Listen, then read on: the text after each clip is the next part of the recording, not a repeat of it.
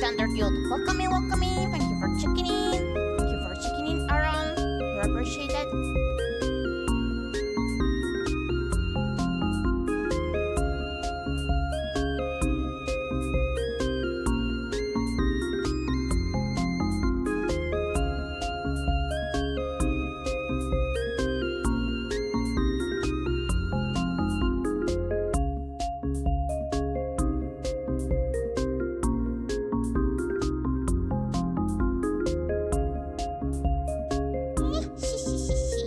The metal pipe is disabled on this screen.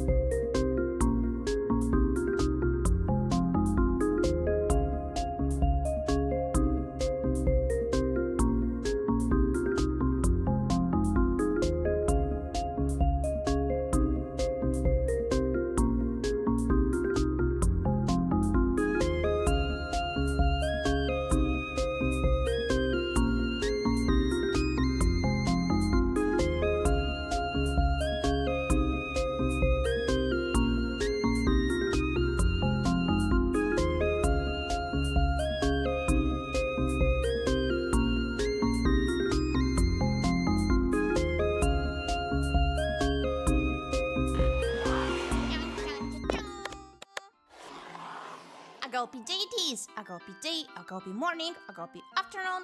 Whatever ʻAgaupi may be working the best for you, you may even sleep here. So I do apologize for the little delay of my stream, but I ran into some technical issues, as in putter exploding basically. That was it. Welcome in, Andrews. Thank you for checking in. Hi, how are you doing? So, Semas, as you may see, we decided to update our little wall here. That is the fundraising on Throne, because I feel like the new putter thing may take quite a while. and as I ran into some financial problems, as in the emergency with my guinea pig, I thank you for the headbutt. Thank you for the headbutt. Oh wow, I was off with the tune.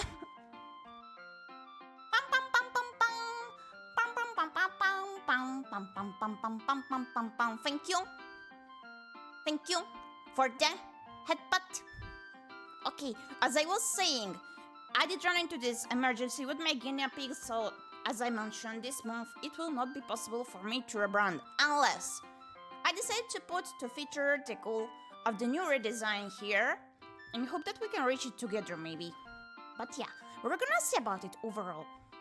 And also, I had a little secret idea that I'm gonna discuss together with you further in. That is, I want to give you a face. What do you mean you want to give us a face? I mean a little mascot for the chat, the cinnamon bun. I also was thinking, if you pet the guinea pig, I petted him. He's a good boy. Pet. Thank you for the pets for the guinea pig. I appreciate it. His name is Kobuta, by the way, as in piggy. So I was thinking to also... Thank you for the headbutt! Hi Tyler, how are you doing? Welcome in. Double headbutt? Headbutt tuck, is it? Triple headbutt! That's too many. I cannot keep up with that by singing. Thank you for the headbutt! Oh my gosh, that's so many! Thank you. My ears are gonna fall off. I mean, they're big and long, but that doesn't mean they're as strong, you know? Thank you for the headbutt.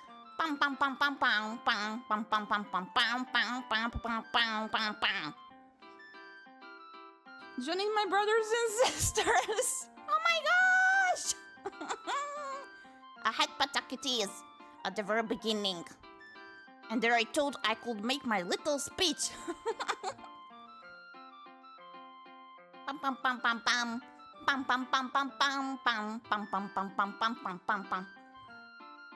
I no longer understand anything. My ears! That's some gentle type of suffering, I guess. I can handle that. So what's this about a guinea pig? Oh yeah, so that basically he is sick and that the vet that visited him did not tell me any hacking thing. I want to detach her head and throw it out a window, as I mentioned the other day, because he is once again having a big issue with his teeth, and if I were to know it earlier, it would have been way easier to handle. Basically, he does suffer from meteorism, which is like, given that he munches very quickly, he does get gas formed into his stomach, and guinea pigs, technically, they cannot fart themselves, so the stomach gets bloated, and I have to take care of that gradually with some medication and stuff, and that per se is manageable. But we occasionally have to trim his teeth, because due to his structure of the jaw, they do grow badly, and basically now they're way too long, and we have... What the heck happened? Okay. So, as I was saying... Oh my, he knew me too much. No, he did not. But, yeah. The vet did not see his teeth. And this is not the usual vet that was checking up on him. Because, as I mentioned, we moved it out. And I went to the closer one since the vet was good for my hammies so far. But it seems it is time for the confidence. That is not the confidence, but my booster confidence indeed. Welcome in, Sima. Thank you for the lurky. Happy lurky. Happy lurky. Thank you so much. Panapang. Panapang. Pam pam pam. Once again, I am here to tell you, as I was saying, yeah, that his teeth became horrible. And that is why I want to detach the head of the vet that visited him. We returned to the previous vet. Like, I'm glad I managed to reason there a bit. We returned to the previous vet for another issue overall, and they discovered the teeth situation. And with the teeth being this way, his meteorism issue, that is the gas forming in his stomach that gets bloated and hurts a lot to him if not taken care of, with the teeth, the situation gets like unmanageable. And he was in critical condition so far. But I'm also glad that I decided to not hospitalize him and to keep him home, because I know what he can or cannot eat, how much and what not, with this bloating thingy. So the thing is, he has to take a surgery for his teeth to fix them, but in order to be able to do that, we have to make his belly less swollen, and also he has to regain weight, because so far he stopped eating, but now I'm monitoring him a lot and we're working on regaining weight and to not let that stomach bloat too much, even though it's easily bloating now with the teeth in this condition. So it's like a loop. We need to trim the teeth to prevent this issue, but as long as the issue is there, I cannot make him go for the surgery unless he gains back his weight, because I don't know, it will be way too risky, to say the least. So yeah, that's it. Want some help with beheading the other rat? Oh, gladly, thank you. So, as I was saying, that's it so far, and I don't have my big guinea piggy with me finally. We still have to move in. He moved his head. He moved his head under the blanket. I swear to God, each time I do mention him, he moves the head. He pretends that he hears nothing, but he knows. He knows. He does hear me.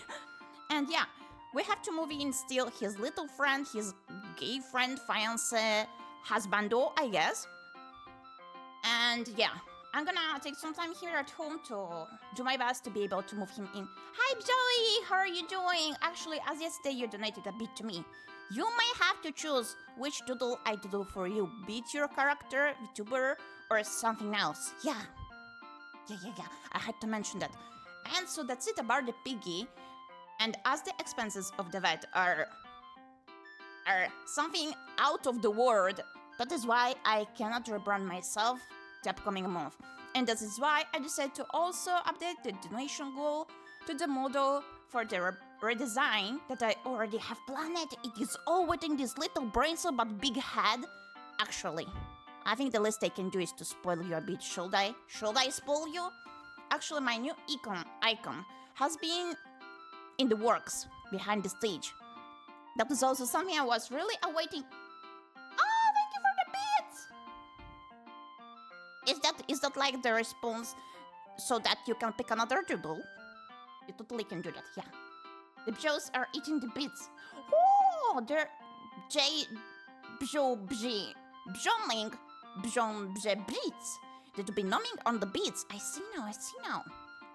I hope they don't get their belly swollen, because I no longer have any more meds to spare for you, Bja. I'm sorry, but they are all for my guinea pig right now. So yeah, as I was mentioning, aside from the header here, from the banner, the new banner that you might have seen, I also was awaiting my new icon that is like part of what I want to get on my redesign. And the redesign would consist of my new design, and also your cinnamons. I also in the future want to discuss together with you if you still want to be addressed as cinnamon buns or something that may be like shorter or easier to pronounce, you know? Because I don't know. I like the cinnamon buns overall idea, but it may be a tad long to pronounce each single time. But I don't know. I'm gonna ask you some other day so that we can take care of one thing at a time. I believe we're gonna make a poll regarding that eventually. Yeah. The Gyeplings! Oh, they're so cute! Also, yeah, totally feel free to drop your ideas here, yeah. So that we may decide together. Like, we're not gonna decide it on a single stream, we're gonna take quite some time on it, yeah. So, I'm looking for the icon where I saved it. Like, literally, I just saved it and I have no idea where the hell did I place it. What was I even thinking of? So, yeah. The icon is still being worked on, but it is part of what I want to get on the redesign. Like, it's not the final version of it, but it's close to it. It's close to it. So, are you ready? Do you want to see it? Are you ready? I do wonder. So far, I was thinking of getting the same outfit of me that I do have currently, because I'm quite digging it, honestly. It's very cute, it's aesthetic. It's cool, so yeah, a bit of everything, yes. Oh, I heard you. I'm hearing you, Cinemas. I'm hearing you. And also an alt outfit, maybe. Yeah, so that we have a new outfit as well. But aside from this outfit, I want to like enhance this design, to add something different, to add something that I feel more comfortable with. So far I thought of taking off these holographic details like you see inside of my ear fluff, the inner ears that have sparkles, and some sections that are holographic upon the ears also, and the tail. Like, I feel it's a cool little detail, but I'm a bit tired of it because it's something I already had on my alt model, so yeah. So, ta-ta-ta! Actually, it's Fox did dye her hair recently, and she didn't think to implement that little thing on her actual hair of the model eventually in the future. Yeah. When I become famous, by bots ad gets coming to nerd. I want to be famous, but that sounds like a very suspicious link, I believe. Don't click that same buttons. Don't get scammed. No. You can't be a nerd without getting scammed. You totally can. So yeah, I was thinking of getting different hair and different hairstyle because I got tired of my little loose twin toes. Actually, I don't have loose hair, I do have 2 low twin toes. I decided to have them on upper side and to dye my hair. That is something that makes me feel nice, good overall. And yeah, I'm gonna change some little details. Actually, the inner side of the ears will be a bit lighter, and I decided to include the pom-poms that are similar to what we got on my pink design that was during the winter. Yeah, that's it. I'm a Yu-Gi-Oh fan. I'm already a nerd. Sounds fair enough. No need to get scammed. Don't get scammed with Yu-Gi-Oh. Yeah, okay. So, yeah, this is a little anticipation of my redesign.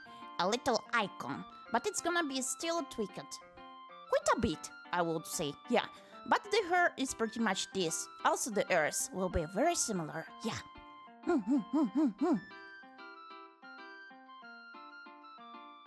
Draw your last pathetic card so I can end this Yuki. Awa! I know nothing about that, so yeah, feel free to talk about it. I know nothing, either way, like most of the times. So yeah, this is the little spoiler. Now you know. The more you know the more.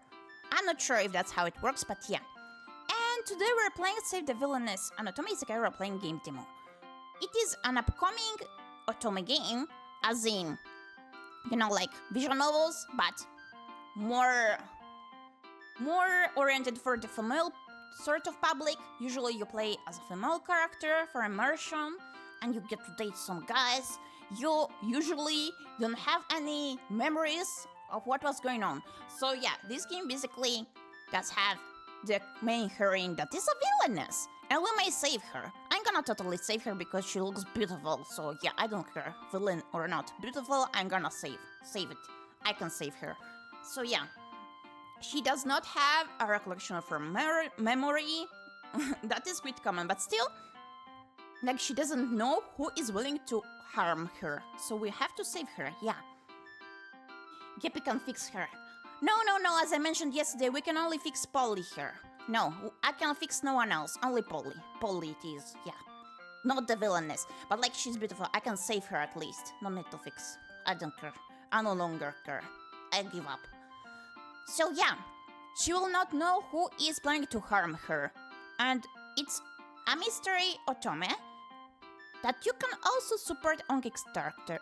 On Kickstarter, sorry. I was looking at too many things at once. But yeah, here's the link so you can support them. Actually, they reached the goal of theirs, but they did mention that they have quite a lot of things planned. So in case you're willing to support them, and that way we could get more out of it, you're very free to do so and very welcome. The developers would appreciate.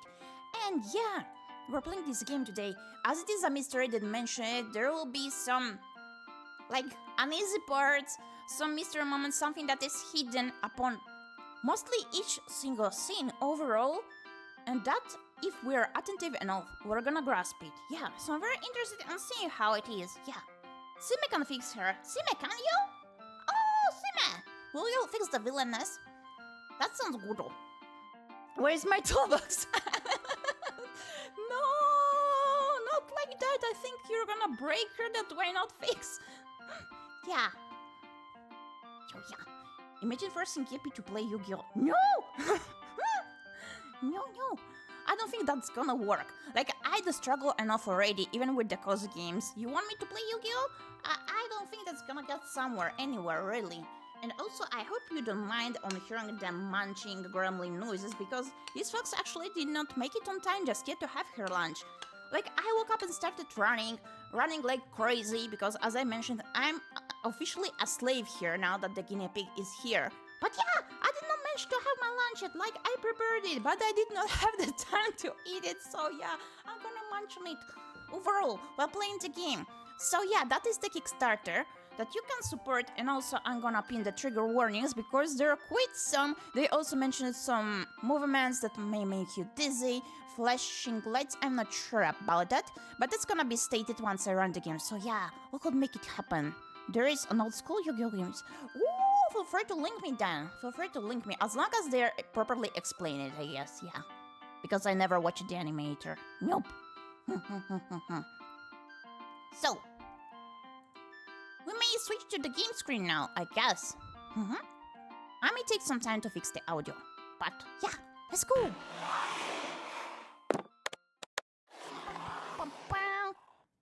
Game, where is the game? Give me a moment. Don't get me started on this stuff, please, Putter. Please start working. Don't be a dumb. Oh yeah. Is it showing? It doesn't seem to be showing to you.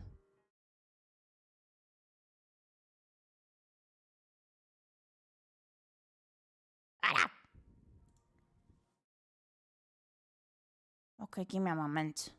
First thing, lower the audio. Black screen. Amazing game. Yeah. Like, it feels a game you can focus on, I guess. Isn't it? Always black screen, no distractions, nothing at all. A good time to focus. On the fox, I guess. Yeah! If you guys are ready to play, I wanna watch if possible. Oh, sure! Always welcome. I want to try it, yeah. If it's properly explained, as I said, yeah, because I know nothing about that.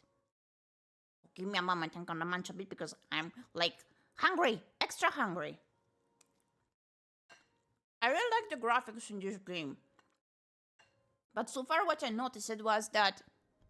Is the audio still too loud? Please let me know. So far I did notice that the sprites don't really change the pose, at least the Villainess. That's the girl here. I'm not sure if that's it inside the game or that is how they presented it on Steam, but we're gonna see. So we got an old school Yu-Gi-Oh game and first Gyepi to play along. That is pretty good. Oh, thank you for letting me know. Good though. Like, I would love to pin the Kickstarter link here, but I believe it's more important your safety, your mental health, so yeah. They also mentioned that they do feature death and self-inflicted death, so you've been warned, okay? If you cannot handle those topics, or they do make you feel uneasy, just shush you from the stream. No one is forced to stay here. Please take priority for your health, okay? No need to watch if that does not make you feel good.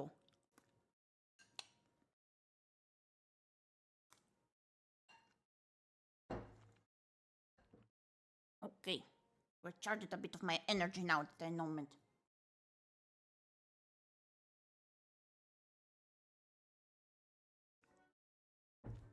Thank you for the headbutt.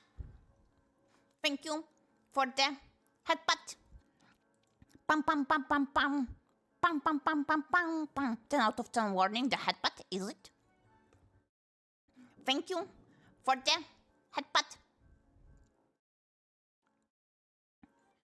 I forgot what I was willing to say. Oh yeah, right, that the demo got released just today. And we're gonna play it. I'm gonna link the demo to you as well, Simbans. So that you can Check it out yourselves if interested. Here it is. Here we go. So yeah, that's it so far for the information you may need. I may relink it later.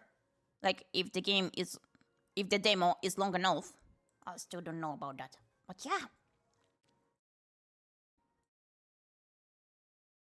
Wait, I want it in full screen. Pretty please, can we do that? Bam! Let me adjust it for you. Oh, it didn't really change to you. Okay, good. The more you know. Also, they mentioned that the background music is not okay for YouTube.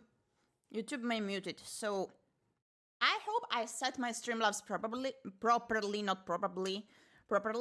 so that the audio will get removed with my microphone still on. I hope I have not messed that up, because it's the first time of me doing that, yeah. Story mode, detective mode. Detective! Or story? Like, I guess the detective mode still has the story, right?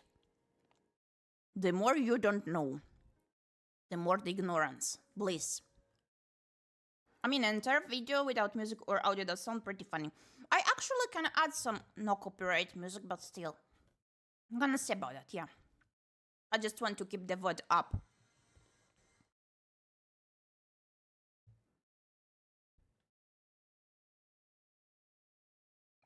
What happened? Oh, okay. Shall we begin? What is your season of birth? Winter.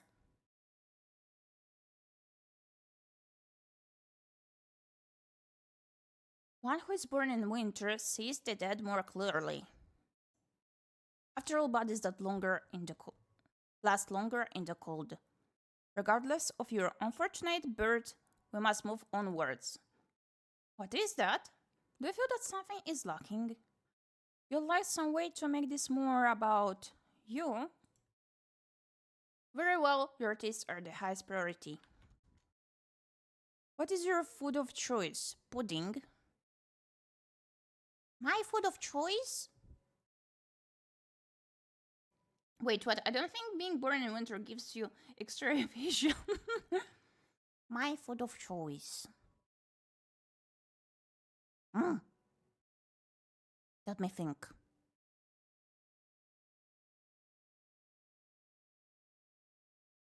It is difficult because usually I crave so many different dishes. But right now, like when it comes to the time to choose, I know nothing. I remember nothing and I want nothing. But that is not even true. Cold soup. I wanted to actually use something else, but I'm not sure. I'm not sure what. Well, I'm gonna place in пирожки. They're amazing. Let's go with the пирожки.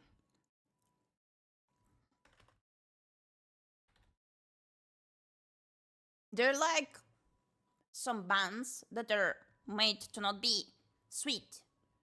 And they can have inside like mashed potato or cabbage. It's actually delicious.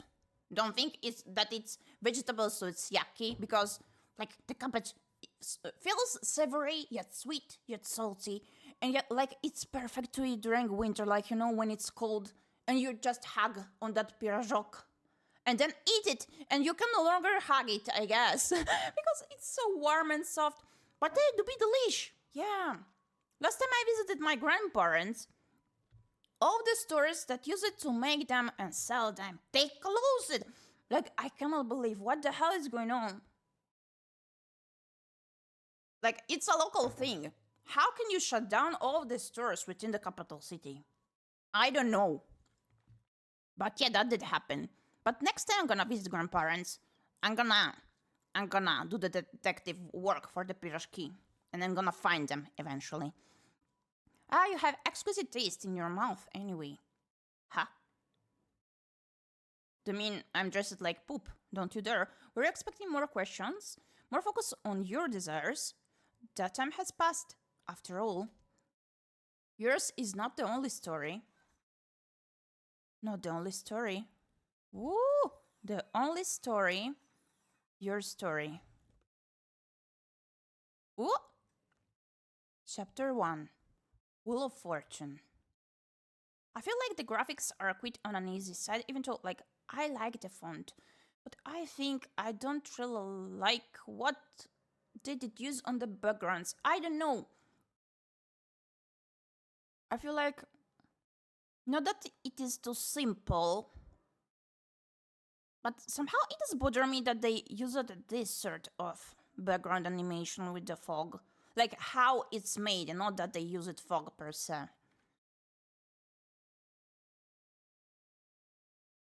The purpose of existence is that one should become conscious. Carl Jung.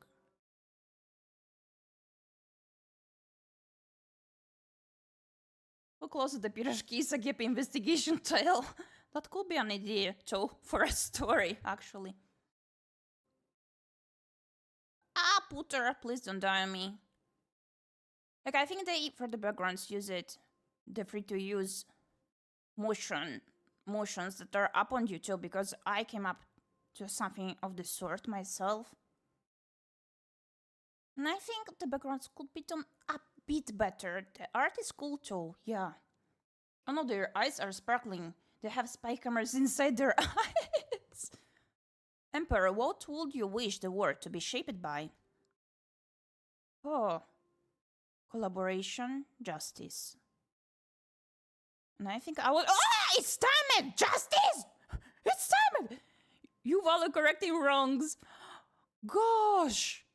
I was about to comment and then realized that it was timed. Go to hell. Like, I would have preferred giving this mystery vibe here for the animation of the text to be like slower, like more laid back. Not laid back, but like slow it down, you know? Still the same animation works, but more slow it down because it felt a bit bouncy, like too bouncy, considering the background music and the background here. I can write a whole review by just yapping. You value correcting wrongs? It is always interesting to see what is fixed by undoing harm and what is broken.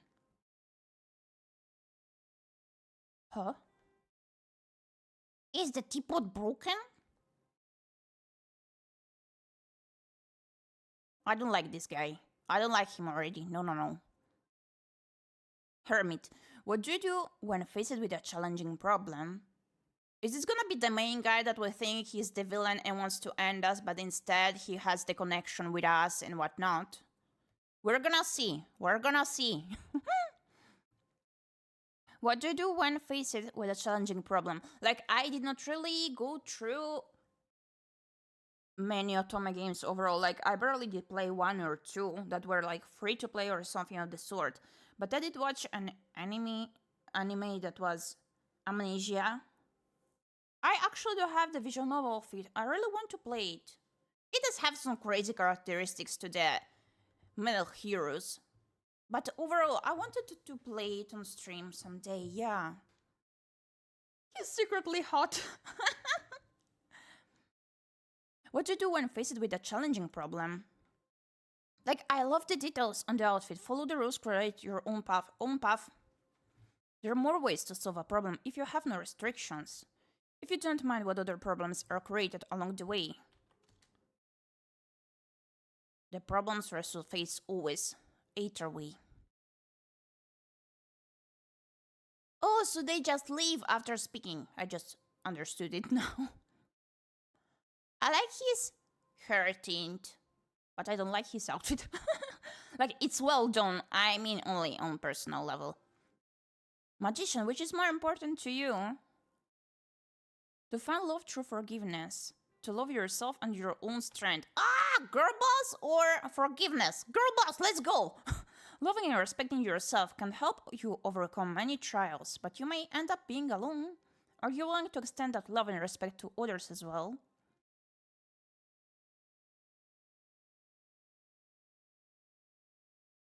I really like the background music. And the art style. It's quite good. Like, it's high quality.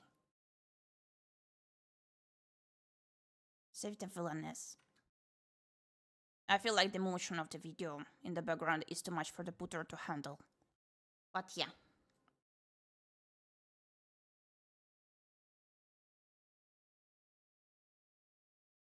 Oh.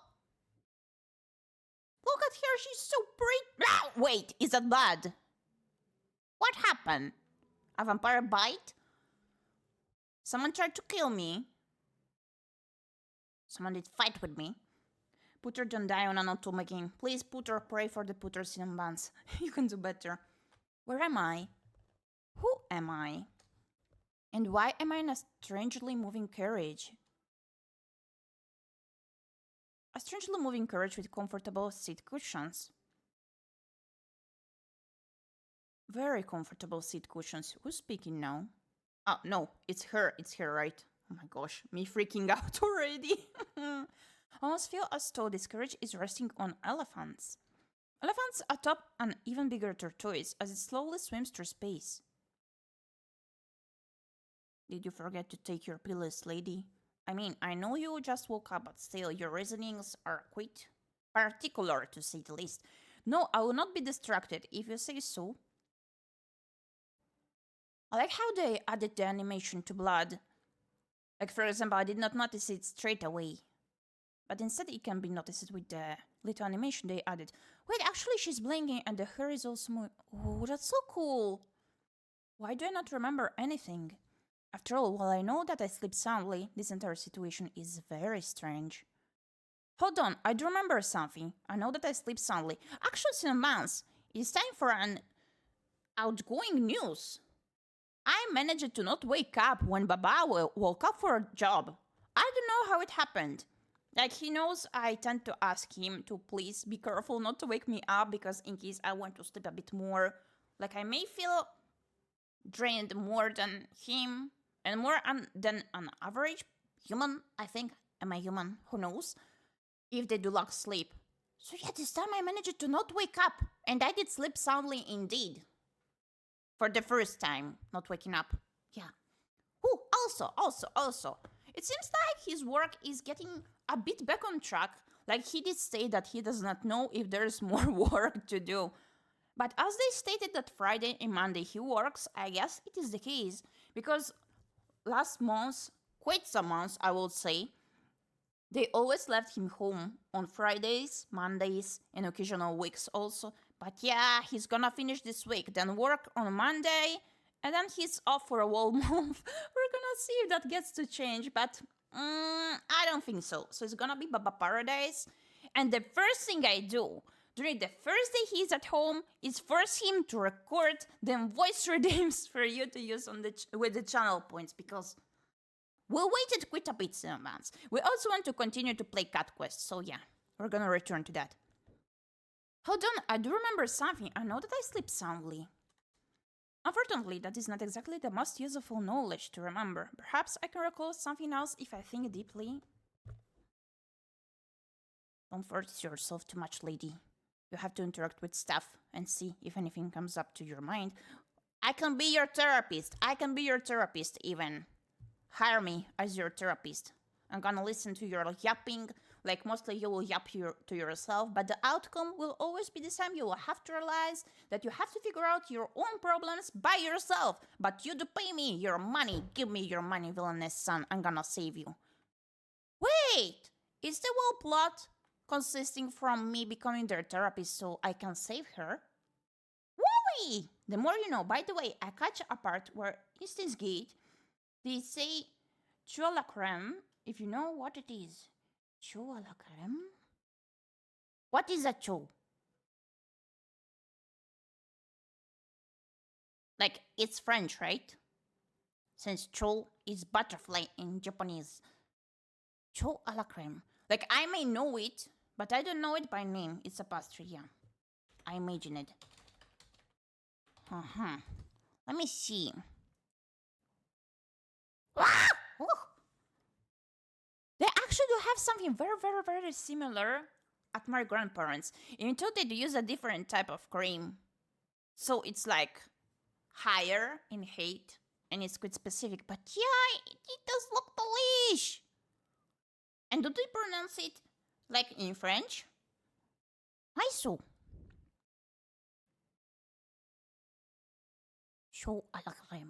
Okay. What else do I remember?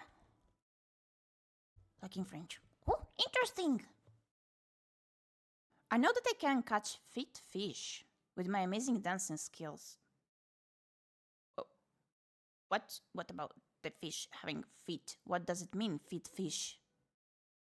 I know that I can catch fit fish. Fish feet? But what does that mean yet? But this fact is not going to be useful to me right now. Fit fish.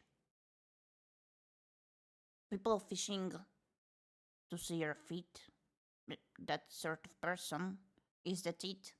Am I thinking too much? I'm just trying to understand what does that mean. I can catch fit fish? What? Let me search. We're googling together cinnamon buns today. Catch fit fish. Meaning. Is there another way to say cold feet? What is the meaning of the proverb? He who would catch fish must not mind getting wet. That is not what I was looking for. What does foot fish mean? A type of cosmetic treatment in which a person soaks their feet in water while a specific type of toothless fish eats away the skin. Excuse you, what? What? Fish pedicures? What the hell? Poor fish! Eating on them stinky feet? Blah! No. I'm no longer gonna Google anything, I swear to God. Metal pipe! Off to a great start, yeah. The more you know, too. Yeah, we do become smart here. With getting to know these things, cinnamon buns. We're gonna become the best beauty aestheticians with this knowledge. I have more immediately important things I need to remember. For one, what kind of person was I? Her dress is so pretty too. Why am I traveling somewhere in a slow-moving carriage on lush, comfortable yet oddly ominous cushions? Someone stole you away, I guess. Like, look at your torn dress, my lady. And why is my neck so sore? I do wonder. Look at it. Check with your fingertips. If I reach up to touch it, there you go.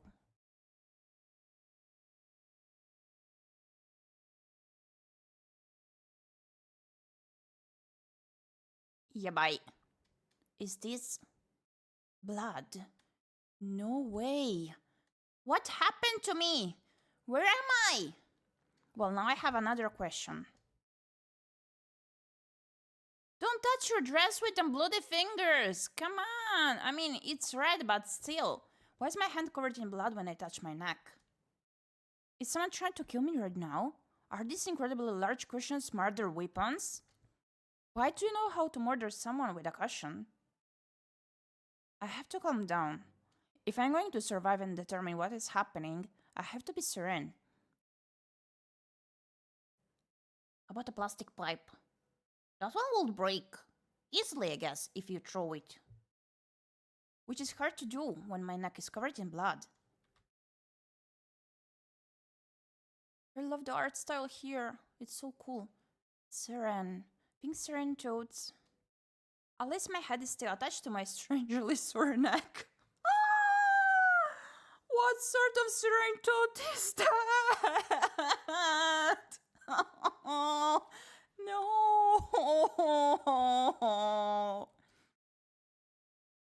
Oh my gosh. Like, I guess you couldn't think if you were not have to have your head. Oh? Flashback. Because apparently I know what it would be like to have my head not be attached to my neck. Oh. This is not helping my serenity. So we're looping here, like dying and returning back to life. Serene. I am serene. I have a head. Cinnamon Mounts, I'm sorry, I cannot take this part seriously. I'm sorry, and I have a head. I can't. Stream is over. Like, I don't want it to become a grumbling stream. I just wanted to appreciate and not tell me game, please. Can you just shut up, Fox? I have a knack. They're delightfully connected. I have to keep my head and not to let it chop off by someone, I guess. Unless the one that is holding this carriage right now is willing to do that.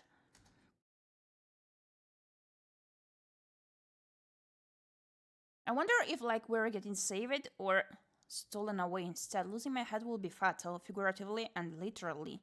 I am vulnerable, injured, and can't remember anything remotely useful.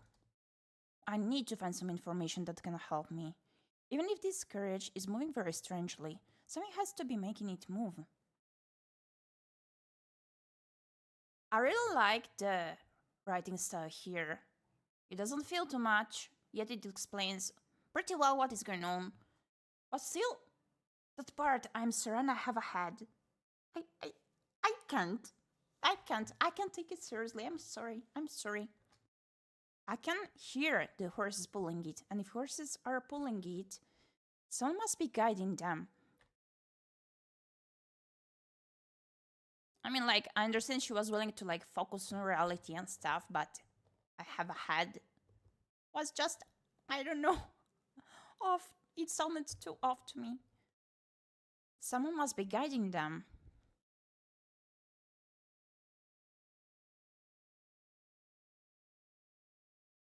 So if I yell out the window, that may be quite risky, or may not be. That is odd. The window does not appear to open. Try it out. Try to yell out the window. Open your window and yell. Oh my god. Perhaps if I yell loudly, the driver will hear me. Yeah, but if you're in danger, why would you do that? Why would you do that? Hello, Mr. Carriage Driver. Could you please tell me where we are going? He's not answering me. Oh, she really did say that. She really did. Well, if the driver is not doing his job properly, I suppose he would choose not to answer me.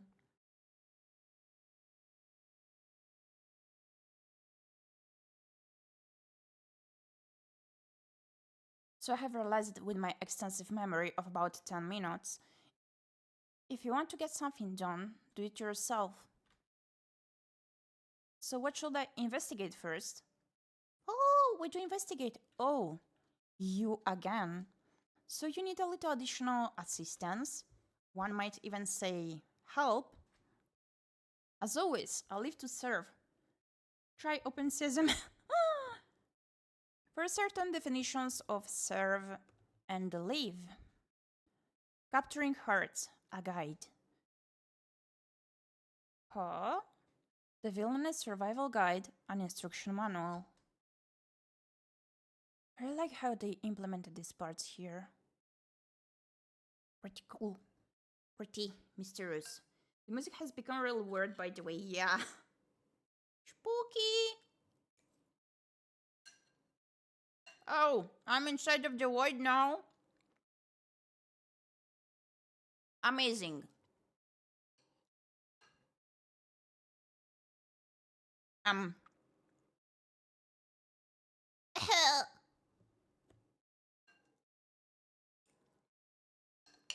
Actually, I don't remember if this game is categorized as horror. Also, give me a moment, because I think it is. Yeah, psychological horror, gothic romance, dark comedy, dark fantasy, Lovecraftian, psychological, historical, LGBTQ+, choose your own adventure. Satyr simulation. Oh! So maybe that they did make that part on purpose, that I have a head. I'm here, all is good. I don't know. Okay, so. Just a moment.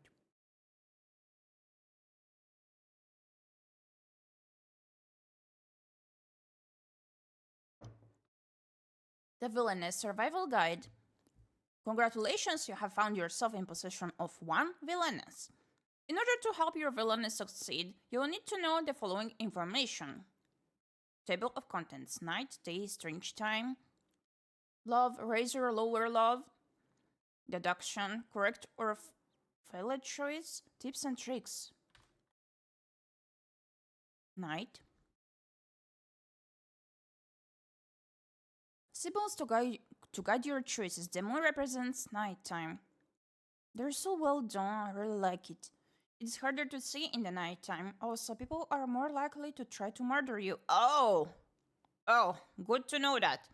On the positive side, there's even a positive side to getting almost murdered. At least your terrifying nightmares and hurtful conversation with potential murderers might be useful. Yay! We're gonna get to use that knowledge of ours. The sun represents daytime. Many clues are easier to find if there is light and people are awake to speak with you. Not all clues are helpful, not all people tell the truth, the narrator will not be responsible for any injury, irritation, emotional complications, or prolonged rushes that result from getting clues. The combination of the sun and moon, it is the one that we currently do have, if I remember correctly, represents an unusual time. Sometimes one's villainess might encounter a time that is neither night nor day. Strange things might happen when time is no longer in effect. Stranger than taking advice from a talking book. You be the judge. That's so cool. I really like when some unrealistic words are created within games, within stories, within books, overall, anything really now. And more so if it's well done and immersive. I feel like this game is gonna be very interesting. So, symbols to guide your choices. The heart represents... Oh, this animation does bother me so much. The heart represents a love choice. One can't buy love, but one can decide whether they wish to gain love or to lose it. Do you want romance for your villainess? Do you want something else? Should you care more about impending murder than manipulating emotions? The red hearts represent an affection-raising choice. Is your dream to find love? When a love choice is made and you see red hearts rise into the air, love is being increased. Truly, love is all you need, so long as you do not care about pesky details like staying alive. Oh, the black heart represents an affection-lowering choice. Do you hate romance? When a love choice is made and you see a black heart break and fall, love is being decreased. There are a few things more satisfying than reveling in others' misery. Let them eat little cakes. The magnifier represents a deductive choice. Do you like solving mysteries? Whether you do or not, you must to survive. If you make incorrect deductive choices, your villainess will face a terrifying ending, but perhaps there are things you can only learn when all hope is lost. The purple butterfly represents a correct deduction choice. Do you like being right? When a deduction choice is made and you see a purple butterfly fly upwards, you made a correct deduction. You can then bask in smug satisfaction until the next murder attempt. Oh, okay. The red butterfly represents a failed deduction choice. Do you enjoy failure? When a deduction choice is made and you see a red butterfly fly downwards, you made a deduction that will lead to failure. However, some failed deductions will have unusual consequences if you don't mind the risk of death. Further tips and tricks. Should you wish to receive fewer direct clues from me and no longer see hearts or butterflies after your choices, you can choose to act as a detective. Oh, rather than view this as a story, you can make this transformation within settings, so we will not be guided by them. I see. If you have previously visited, you also have the control to skip through this tale. I hope my service is as subtle as you are. There may be other hints and tricks for you to discover, but only if you can find a way to save the villainess. I really love how this part was sectioned and explained and written. That's so cool. Should you wish to revisit my assistance or read further notes of use, you may seek me at any time at the sign of the butterfly. Solve the mystery. Write the story. Save the villainess.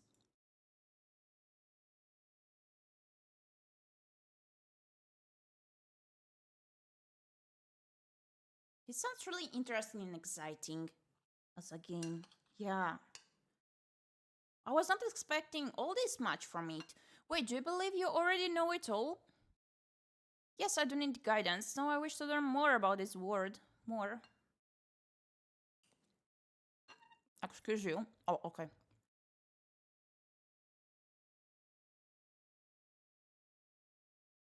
So what should I investigate first?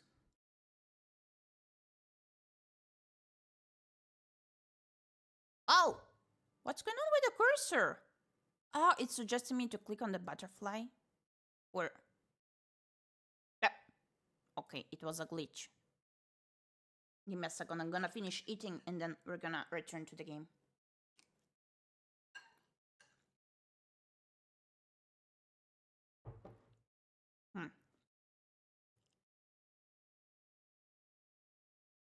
As you have wisely chosen, we will not proceed quite yet.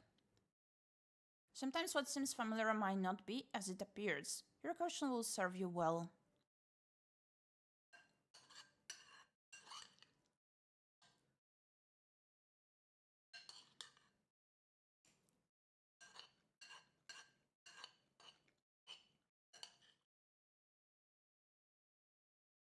This game looks so good. I wonder how long will be the demo here.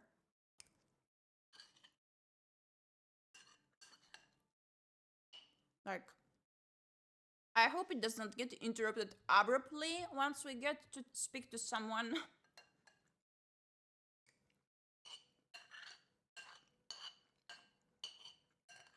That will surely work on keeping me hooked on the story, but still.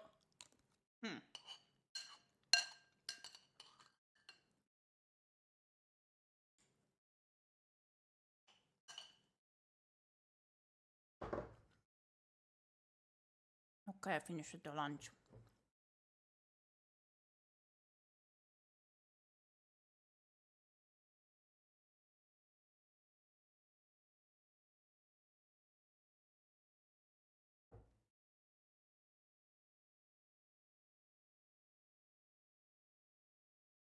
After all, I know that you do not yet understand one of your most important commands and duties.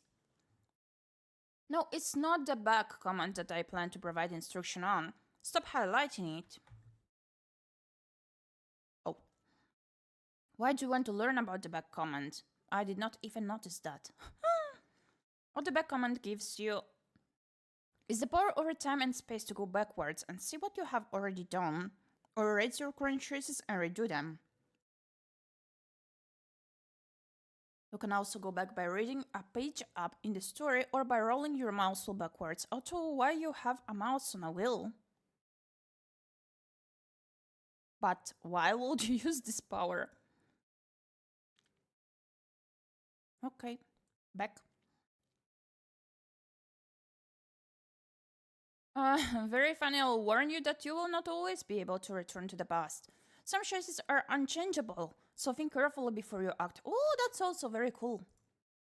Do you know what will always allow you to return to the past and protect you against the consequences of your own actions? The saving points. Yeah. It is not only the villainess you need to save.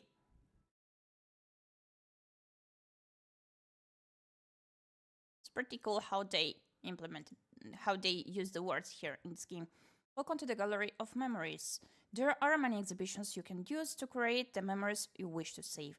Of course, you have no idea how art works. Allow me to simplify things. These are empty pictures. What do you do with empty pictures? Perhaps that is too many pictures for you. Let us take a look at one empty picture. When you move over an empty picture, you'll be able to fill it with a picture of your memories to save and return to in the future. Oh, okay. No, you can't practice painting now. You can save yourself on your own time. Hopefully, I have painted enough of a picture for someone like you. So what should I investigate first? Okay. Maybe looking outside will be helpful. Oh, maybe you could not offer me any tips. My clothing might have pockets. Come on, I wanted to explore myself. Game, don't backseat me. Oh, these questions might hide secrets. Let's see. Questions cannot be this beautiful and this terrifying without having secrets hidden in them.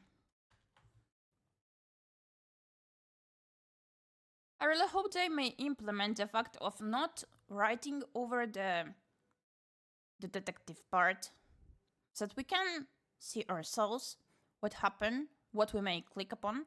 I'll find everything you are hiding from me, even if I have to rip you apart by hand.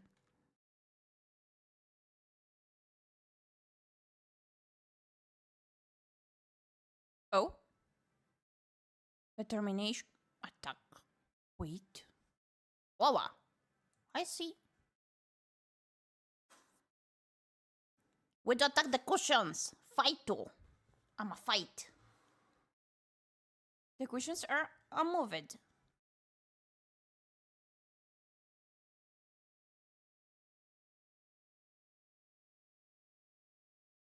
Wait.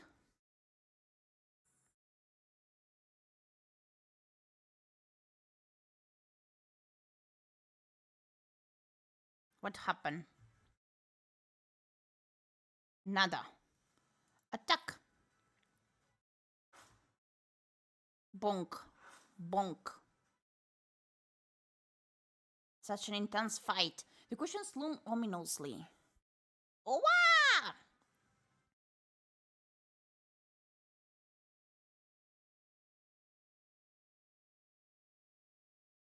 We're not having that much determination anymore.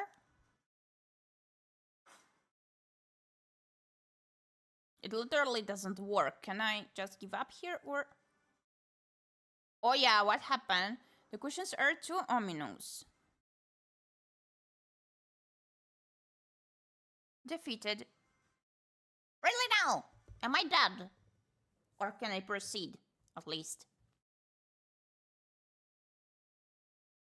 Okay. These cushions are both beautiful and made of material much stronger than me. Right, the dress with the pockets. Do I have a knife or something? I have been defeated by cushions. Perhaps there is something I can learn from this experience. That we don't fight barehanded. These cushions must be wildly expensive like this carriage. Its ornaments contain enough gold to fund a small nation. However, I know when something is expensive, even though based on my condition, I am not an expensive person. Therefore, this is not my beautiful carriage. This is not my beautiful ride.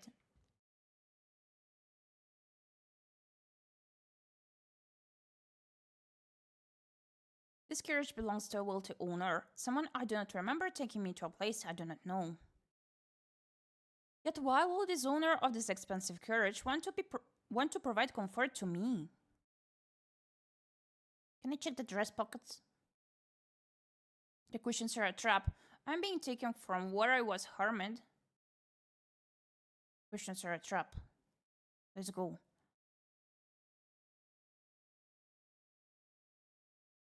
Wherever I was before, I was badly injured and developed an allergy to guillotines.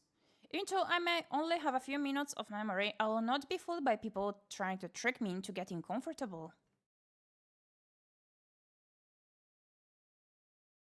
I will not be tricked by them cushions. Obviously, this is just a way to lull me into a false sense of security before the cushions murder me. It is not paranoia if they really are out to get you.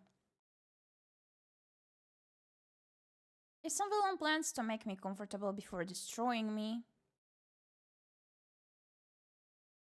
I will beat them to death with these cushions. Let's go.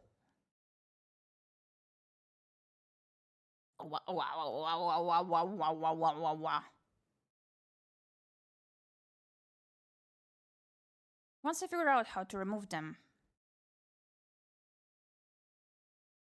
Okay, investigation part. Pockets. Well, I will definitely not be able to find anything in my pockets. Oh!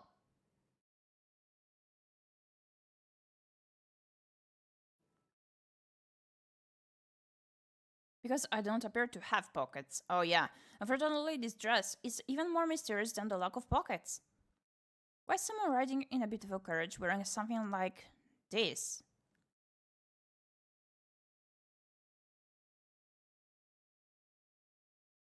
The biggest mystery is how did I not become naked trying to walk in this outfit? Oh my gosh.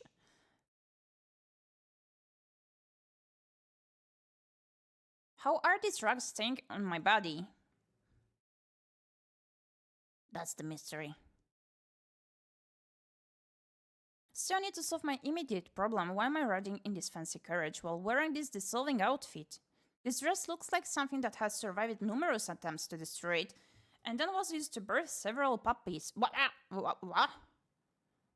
Hungry puppies. Oh my gosh. Them poopers. My head also hurts. Was I in this dress while it was attacked by hungry puppies? Was it something from one of the books I used to read? So apparently I read that is probably useful to know. In fact, this dress looks like something a beggar from a book would wear.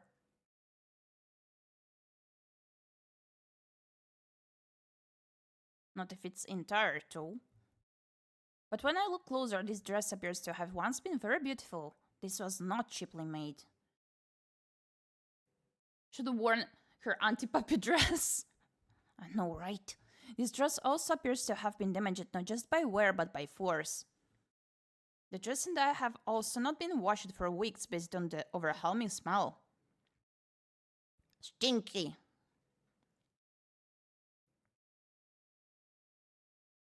If I'm in this fancy carriage, why could I not change out of this ragged dress? What happened to me?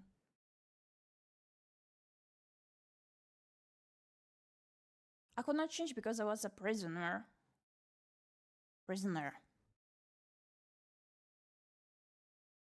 Let's not trust anyone. Based on the original quality of the dress, this was not made for someone who was poor. This was a dress made for a wealthy woman. Why is it in such terrible condition? Was I kept in a place where I could not clean myself or change into something else? A place like a prison? I certainly feel tired and hurt enough to have been imprisoned. Hopefully I'm not being moved from one prison to another. Even more importantly, I hope that wherever this carriage is going, they will allow me to wash myself in my dress. Although I'm not sure either of us will survive water at this point. So, what should I investigate? I really looked at my hands. I know I was injured earlier and blood on both my right hand and my neck. Perhaps I can learn more by looking closer at my hands. My head also feels like it was split in two, and I want to know why. A good place to start will be for me to find the source of the blood that was on my hands when I touched my head and neck. So let me see if my right hand has any clues for me.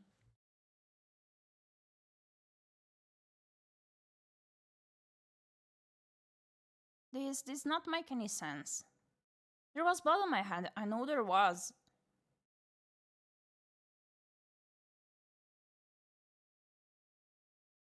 I just need to touch my neck again. Were we paranoid or...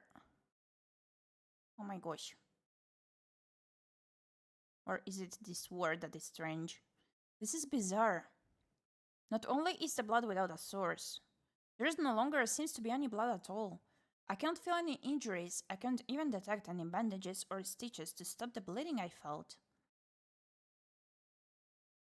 Even the blood that was there earlier is gone now. My hand and neck are completely clean. Even if I could heal in minutes, the blood on top of the wound should still be there. I don't understand what is happening, but I do have another hand. Perhaps that hand will not betray me.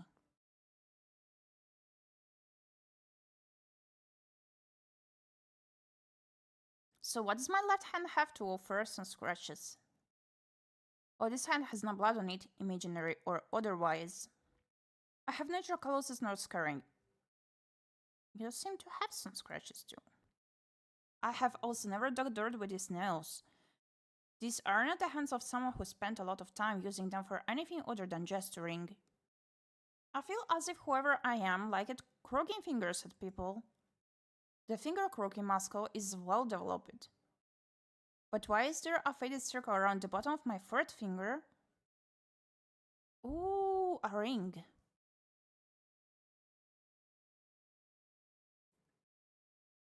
Hmm. I hurt my hand and the scar faded. I had recently removed a long-worn ring.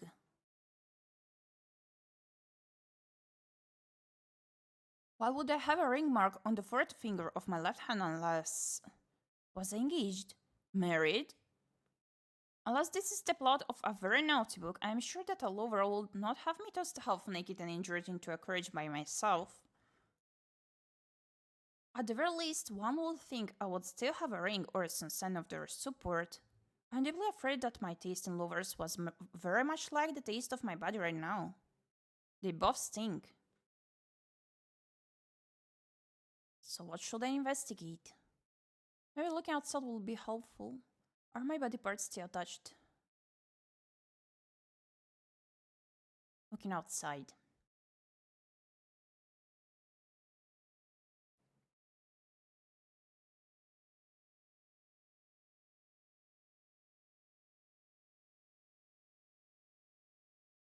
Surely I can learn something useful from where we are traveling. So let us see what the curtains are hiding. Will we be able to see it all? Oh, okay, we can see now. Boots? Opening the curtain and staring out the side window was not my most useful idea. There are many trees, but even with those strange flickering lights, it is too foggy and dark to see much of anything else. Included in the front of the carriage. Someone must be driving me, but there is something very strange about the way we're moving. The carriage is moving so slowly that I cannot feel the ground moving beneath us. It almost feels as if we're going back and forth in the same place. The driver has also never spoken to me, even when I yelled to get his attention. Are we on water or something? Should I be concerned? Of course. I'm concerned that I did not hear this driver. Why care? Let workers do their jobs in peace. Concerned. As beautiful as this carriage is, it obviously belongs to someone with a lot of money. I do not seem like the kind of person who would own this carriage, and the driver is not treating me as if I am paying his wages. Servants listen to the person who is paying them. If the driver is not listening to me, maybe there is no driver at all. So?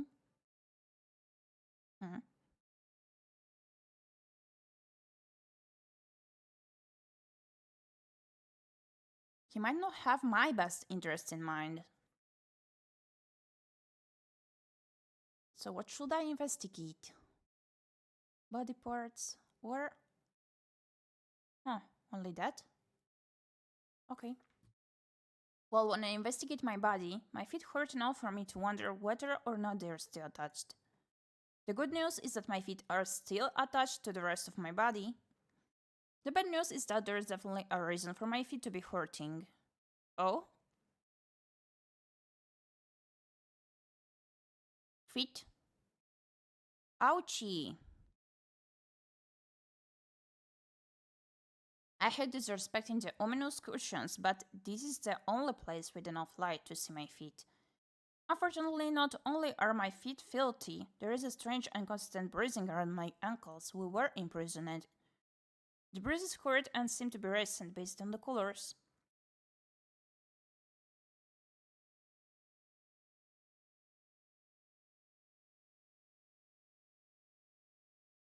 How did I get a ring of bruises around my ankles?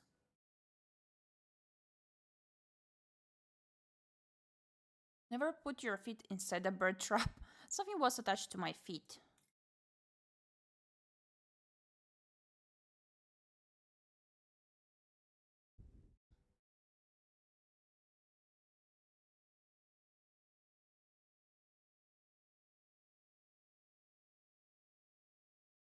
No matter how hard I grip my ankles, I could not possibly create this kind of damage.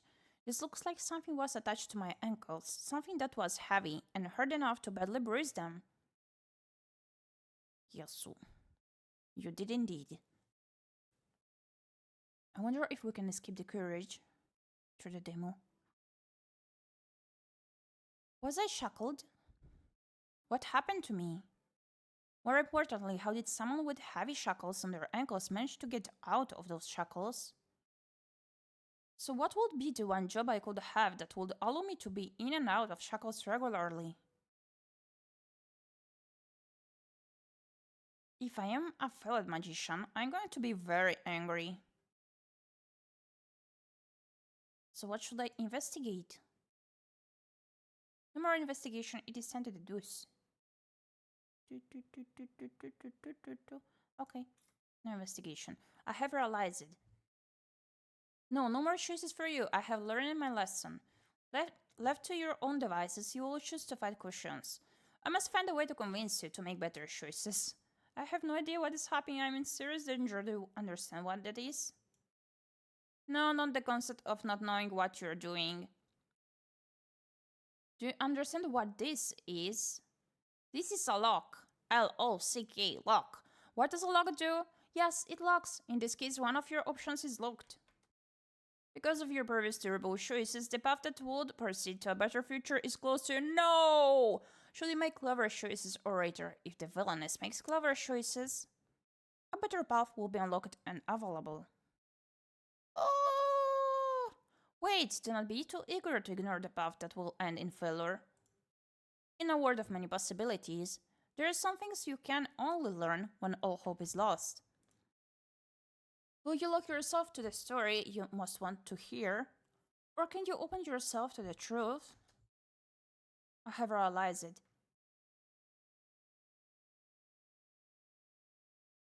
I have no idea what is happening. I'm in serious danger. Oh, it's unlocked. I'm in serious danger. Well, I might not remember my name. I certainly remember power. Unfortunately, I also know that I currently have none. I was injured and imprisoned, lost a long-term engagement or marriage, and am currently traveling to an unknown location surrounded by ominously comfortable cushions. However, this is not how I always lived. I was obviously once royalty. My clothes are only still attached to my body because they were made of fine, expensive material. How else could they survive both prison and hungry puppies? On the literal other hand, my poor fingers have obviously never faced a choice more serious than which servant to crook my pointer finger at before I wound up here. So how did I go from luxury to misery to this beautiful carriage? After using my investigative genius, I can sadly say it is because I used to be someone with wealth and spectacular taste in lace. Yet I was somehow imprisoned by powerful enemies, possibly because they were offended by my sense of style. Was that it? However, someone with even more power and greater respect for lace work rescued me out of prison and placed me in their expensive carriage. This is information I can use to survive. So I think we're being saved now. Or at least I could use this information if I was not trapped on a carriage ride to nowhere with a driver who refused to speak to me. Oh yeah, okay. I just need a moment to think.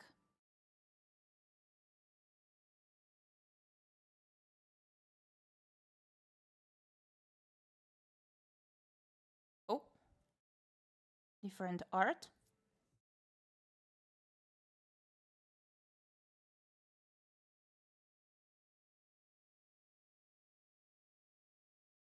I did not feel there would be such an abrupt change in art style. I could have sworn I saw light in the window. Am I imagining things? For a moment I felt more real and less like a creature lost in a strange dream. More importantly, was that light someone coming to meet the carriage?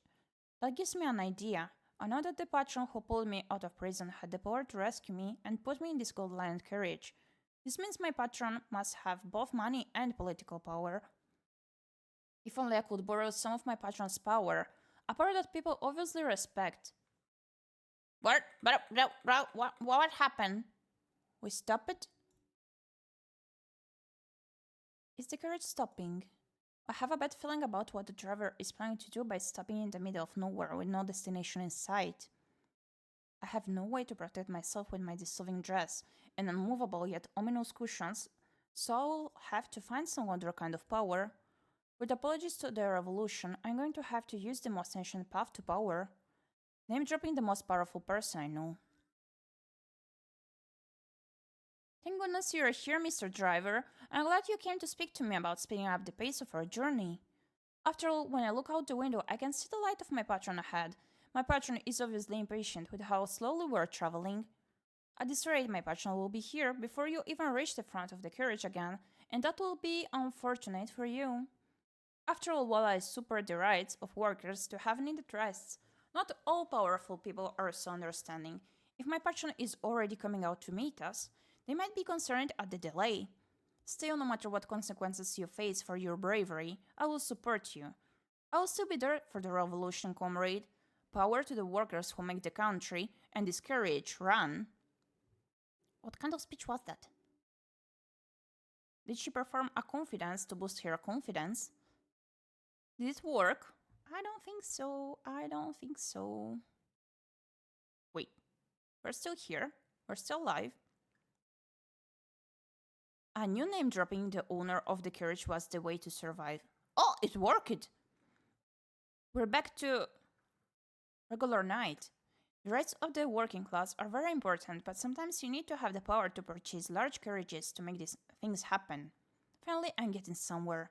Perhaps this time I should even remain conscious. The purpose of existence is that one should become conscious. Carl Jung. Weirdly enough, this kind of makes me think of the royalty fleeing during the French Revolution. Oh. I'm not sure if the game was referencing anything. I did not read a lot into details, honestly. Chapter 2, The Tower. There is no coming to consciousness without pain. I honestly feel like the graphics that I did not like so far are only this foggy part and the swirling one from before. But for example, the night view from the carriage, it was cool in my opinion. Romance, love, betrayal, happily ever after. Oh.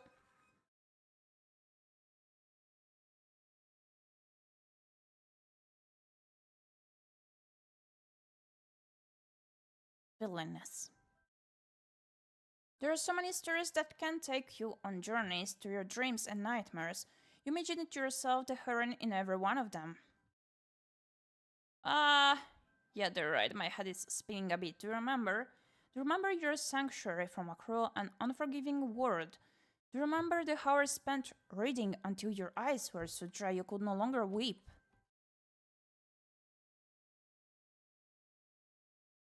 Am I like someone sick that is imagining stuff? So many charming stories featuring swooning sweethearts who could overcome all obstacles to their love. You have spent countless hours with perfect princes, icy northern dukes, and charming childhood friends. But it is easy enough to leave a story hanging. Can't you do the same with your own life? Can't you walk away when you are trapped in the story? Oh. You may not have realized it, but you are trapped in a tale you once knew well. With the power to write your own story, what would you want for yourself? Power, love, or something else entirely?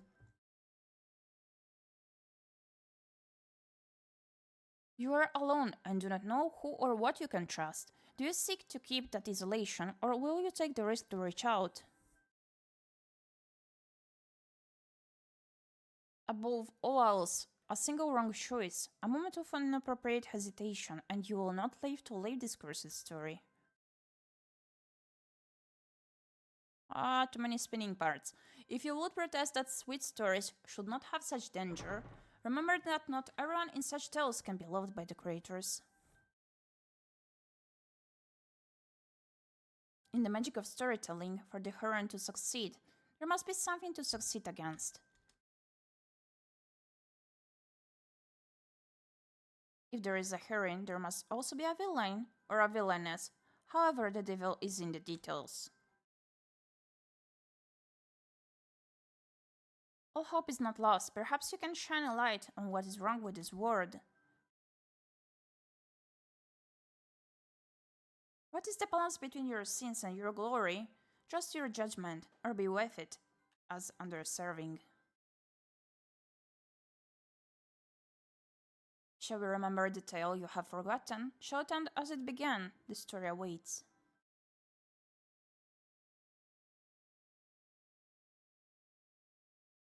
It also feels like some sections are quite long. For example, like the point and click thing where we had to discover stuff. It was quite long, but it felt okay. Like, it was long but well paced. But here, I guess also mainly due to the spinning parts, I couldn't really handle it properly. My head hurts a bit now. Awa. Once upon a time, there was a lovely heroine who wanted to be loved. Her golden locks and deep blue eyes showed that she was worthy of the kind of devotion that can only be found in dreams. Though she was but a commoner in a land of noble magicians, her power and beauty made her a flower rising out of the field of her birth. All those who knew this heroine told her how special she was, and that she was destined to find love with one as special as herself. Yet her beloved was engaged to a wicked noblewoman. Could the heroine capture her beloved's heart and win their happily ever after? First, the heroine had to overcome the most terrifying of opponents, her beloved's fiancé, the Villainess. So I'm the fiancé.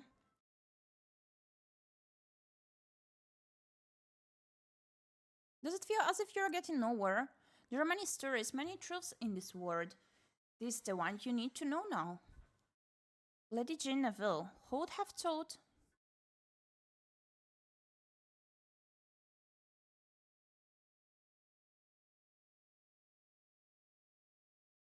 Order! I will have order in this court. I am presiding over this trial, and I will have order. Such an ominous atmosphere. Ooh, the dress, so pretty. Also the accessories, oh my gosh, she's beautiful. Lady Jane Neville, you stand accused of harassing a promising and productive citizen of the great kingdom of Carcosa. Do you believe yourself to be above the law? Do you understand the seriousness of your situation? You have no defenders, there are no supporters to speak for you, and your own fiancé has.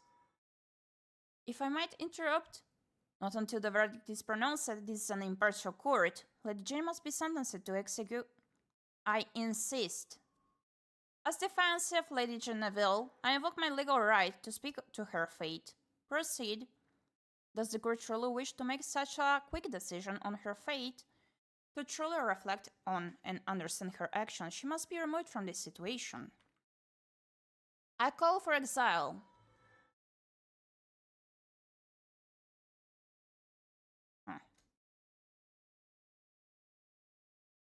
Order! I will have order! By his right and the laws of Carcosa, the fiancé of Lady Jane Neville has determined her sentence. Lady Jane Neville is hereby condemned to exile. So all this time you were the one who planned this. My fiancé, my beloved, my betrayer. Oh yeah. Exile for one without support is the same as execute. Oh.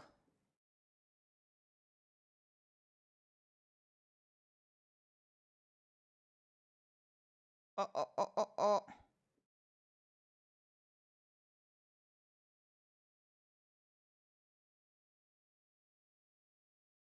Baby! How attached are you to your head, my lady?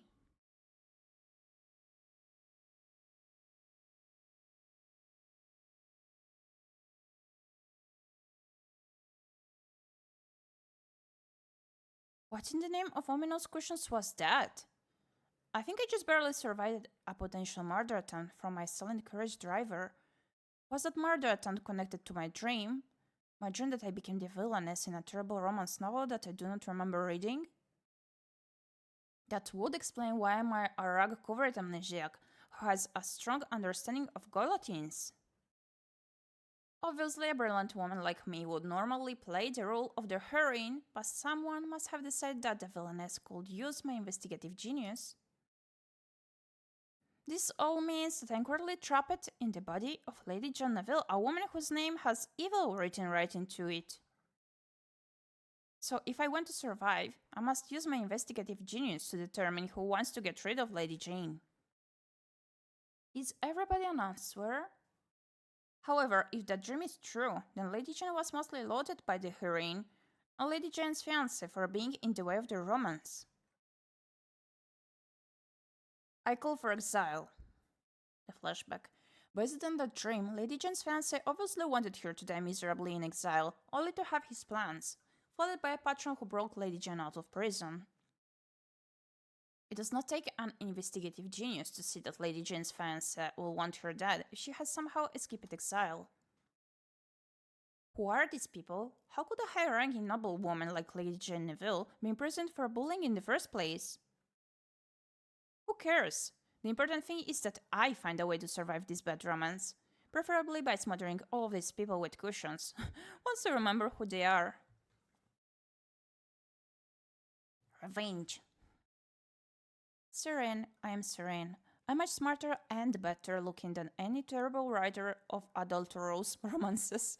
I'm now Lady Ģepiģ, and I will stop any murderous fiancé with both subtlety and my knowledge of bad romance novels. Thank you for the help, Thunderdude. Thank you, thank you. Pam pam pam pam pam. Pam pam pam pam pam pam. I just need to get out of this carriage first. Thank you for the headbutt. Ooh, so much fog outside. I did not mean that I wanted to leave that quickly. Frankly, I would be more eager to stop if I could actually tell where we are stopping. I assume this is not another workers' revolt. Surely the driver can't behave that suspiciously a second time. Distraction, dude. Am I mean to leave her? I have so enjoyed our conversations, Mr. Driver. I will miss them wherever it is I am going. I cannot stay in the carriage forever. Let us hope the night holds something of use.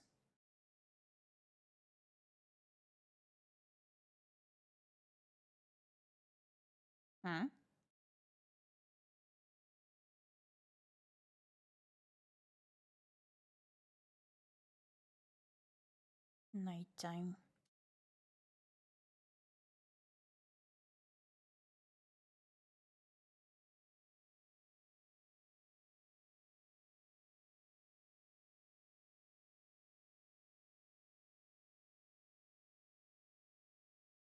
Somehow this view is even less appealing than it was when I saw it through the window.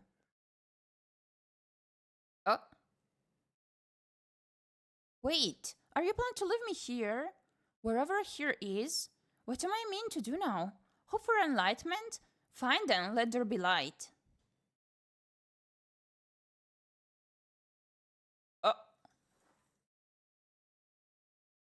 What?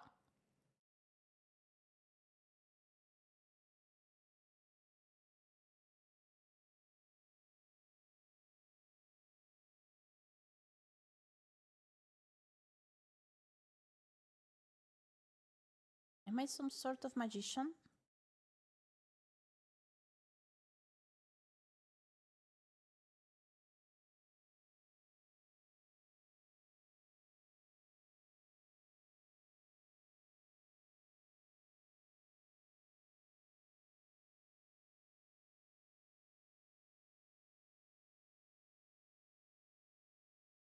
Well, that was not at all ominous, wasn't it? This place is not at all suspicious or murderous. What next? Would the dead now call for me? Hey, come closer.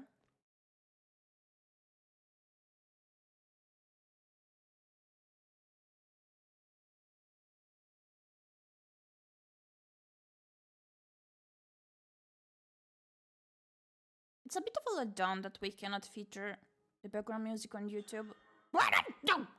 Jump scare. Jump scare butler. Who this?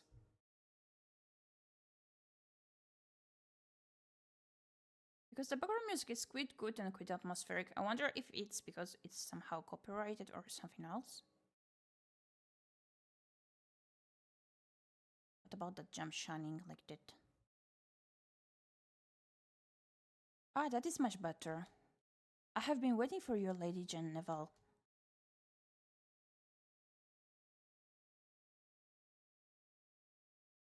That's my servant? Welcome to the house. So that confirms that the dream was real. I am trapped in the body of a villainess with amazing hair and poor tasting man. It is reassuring to know that someone in the story is both polite and willing to not instantly murder me. Yet if I am currently the story's villainess, how much can I truly trust this person? I have 1,000 questions to go along with my new name. But I cannot afford to ask any questions unless I am very careful. I must be clever, calm, and in control. I must find the perfect way to respond to this servant's welcome. This is a lovely house. Do people often survive the night here? Yes, for certain definitions of survive. That is very comforting. If by comforting I mean afraid, this is yet another person out to murder me for Lady Jane's past villainy. Maybe I should see if I can subtly learn their identity. I assume we will be spending some time together. What should I call you that will not make you want to murder me? I am they who serves. I assume you don't want me to call for a day who serves when I'm trying to survive the night here. If you're unable to translate serve into a name servant, we'll serve both of us. Maybe clever is an impossible goal for me right now. So instead I should say something that sounds like I am a perfectly normal non-villainess who knows how to not be suspicious. If this person is dressed as a servant and I'm supposed to be a noble lady, I should say... Time is too important to waste. I'm allowed to rest. Time is too important. So far, I have not been murdered. I would like to continue surviving by asking smart questions and being led to a safe bed. I look forward to you providing me with both answers and pillows. I admire your commitment to knowledge and pillows. Of course, one of these things is most likely to strangle you in your sleep. My pillows will strangle me in my sleep. Not if you have sufficient knowledge. Then I will not let myself be defeated. I will find the information I need. I will spend all night grappling with it, if necessary. No matter how hard, no matter how long, I will succeed.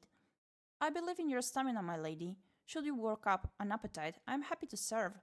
After all, I admire someone who can handle difficulties that are both long and hard. I'm unsure if you are just being mysterious or if you are trying to delay before we enter the manor. Time is a terrible thing to waste. Shall we proceed? Let us see this charming house. I hope that it and you will meet all my needs. I hope that we will both provide all that you desire. Welcome, Lady Jane. May you find what you seek. After you. I really love the character design in this game. Also the art style.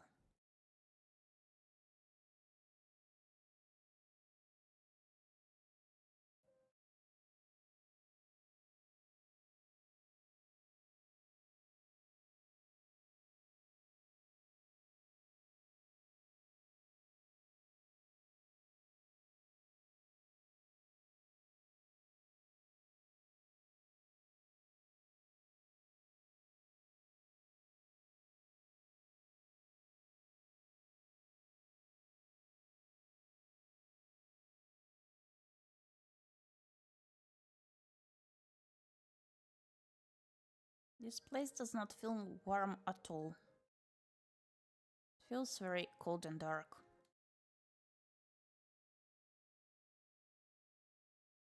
Are we gonna spin again?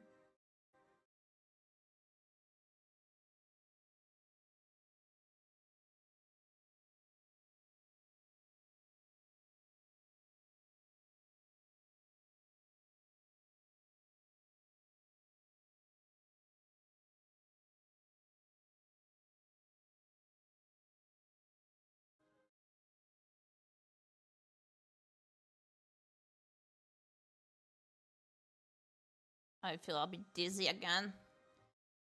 Oh my.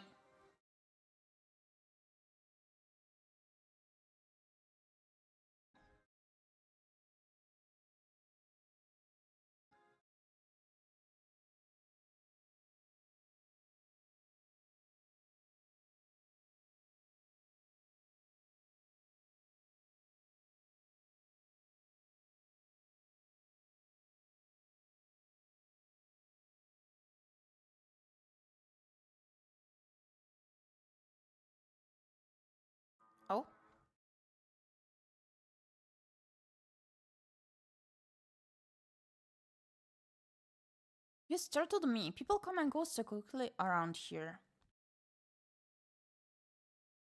People come and go as they must. Whether it is fast or slow is a matter of perspective.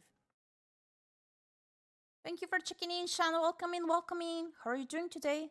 Stop right there. Have you noticed it yet that your perspective is not the same? Of course you have not. Let me try to simplify things. This is Jane. If you move, Jane will move too. See Jane move. There will be moments where the perspective changes and you will be able to see things more clearly. Should you look around, you will be able to discover things that might have been hidden or not. If there are voices blocking what you can see, you can hide them from view while you explore. Pay attention, find what is hidden, but above all else, save the villainess.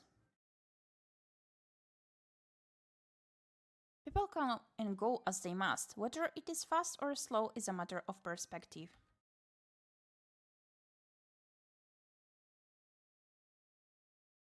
Yes, speed is obviously something that can only be measured by feelings. What is that axolotl doing there? What the heck? That's creepy. That's creepy. That's creepy. Whoa. Much like time. Obviously, I will not be speeding to my bedroom to rest if I cannot stop going around in circles, both literally and figuratively. So what can I say to move things forward?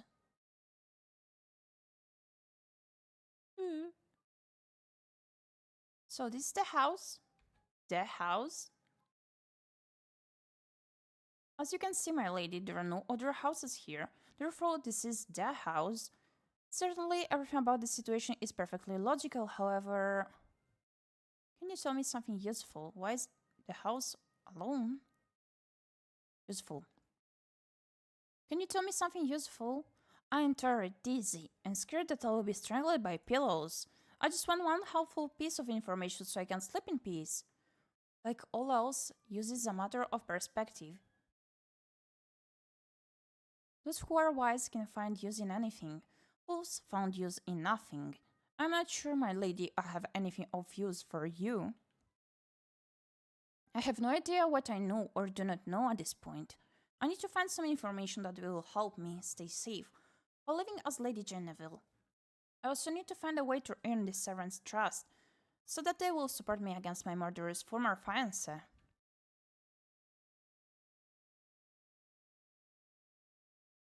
Maybe subtle flattery might help convince them to support me.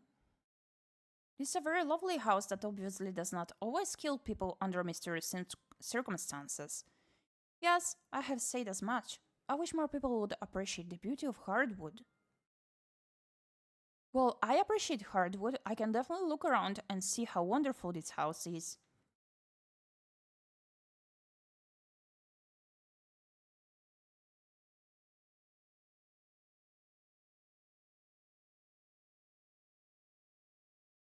For instance, this is a perfectly normal ceiling. There is nothing strange about having a wall paneling wainscoting on it.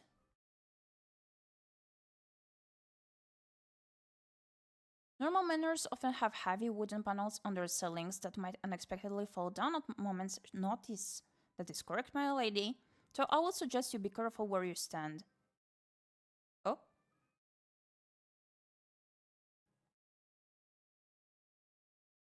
Why? Is that the secret of the house? Does it destroy people by dropping unexpected wainscoting from the ceiling? That is mostly a matter of timing, and time is always relative. For all that servant speaks of time being relative, I feel that it is running out from me. So what can I do to extend the clock and learn what I need in order to protect myself? Perhaps I will learn more if I simply show servant I am trustworthy. Speaking of timing, you can tell me anything at any time. I'm very trustworthy. Ah, how wonderful that you're very trustworthy. In which case, the secret of the house, yes, is that we barely have the wainscoting under control. What? It is very difficult to tend to places beyond my reach. I'm both ashamed and impressed that you noticed my inability to serve. This is beyond my ability to respond to. Wait, ignoring their obsession with wainscoting, servants said we. This is my chance to discover something useful. That is not the only thing I have noticed. By we do you mean you and me? Are there others in this house?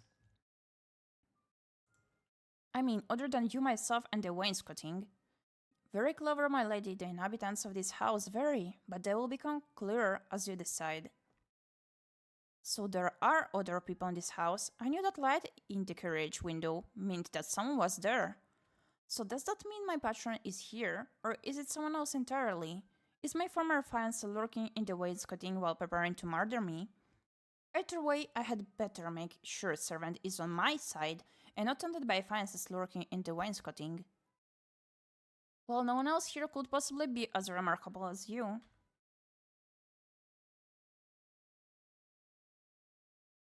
Oh, my lady, in several hundred years, your bones will grow flowers as lovely as your long-decayed flesh. On second thought, I hope I meet some of the other inhabitants soon. I hope that my honesty does not confuse you. I'm not sure I ever stopped being confused. However, I do appreciate you answering my questions. Unfortunately, all of the servants' answers raise even more questions. I have just realized that I had no memory of this person when I arrived at the house.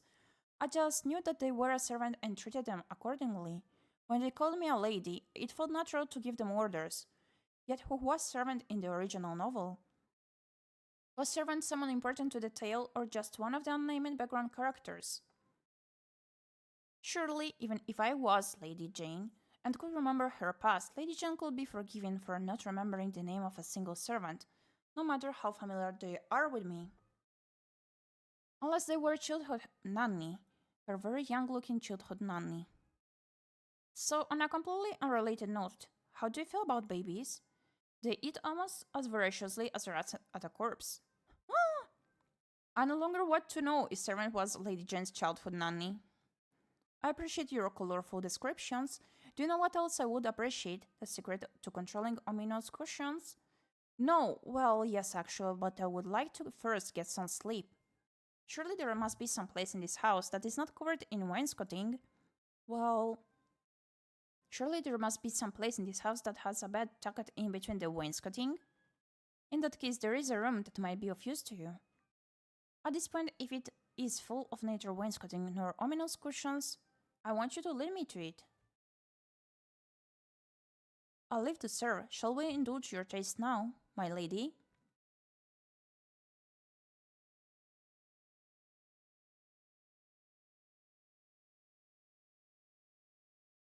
I'm definitely ready for something to taste.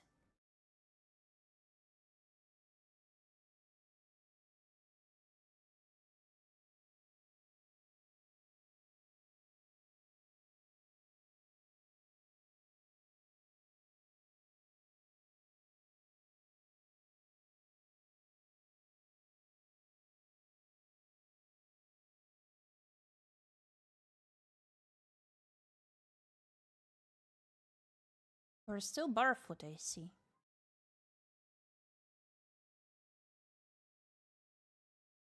What?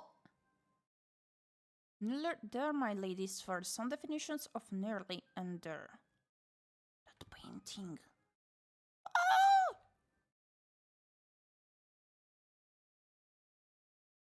It feels as if there should be many more rooms on this side of the manor, yet there is only one door. This does not match the windows I saw from the outside. Even the lights I saw from the outside did not match the lights inside. Then once I came inside— Whoa, Polly! How are you doing? Then once I came inside, those candles slowly lit up by themselves. However, at this point, I will be grateful if there is not a giant pit I must cross to reach a bed. Is this bedroom where I will be staying? Of course, unless you prefer the hallway. Pardon me? Well, it is a beautiful hallway. You're welcome to stay in it as long as you like. That painting. So long as you do not mind what comes out of the wallpaper when you close your eyes. Serene. I am serene. Ah, serenity. I wonder what that feels like. Oh, me too. How are you doing, Polly? Welcome in, welcome in. Now that we have something in common, I should ask servant a question to better understand what is happening in this house. After all, I am supposed to be trapped in a bed romance, not in a horror novel. Yet it is clear that there is something very odd about this manner, or perhaps about servant. To help me become serene, I have something I need to know. Why is this house so unusual? Do you usually see things that are not there?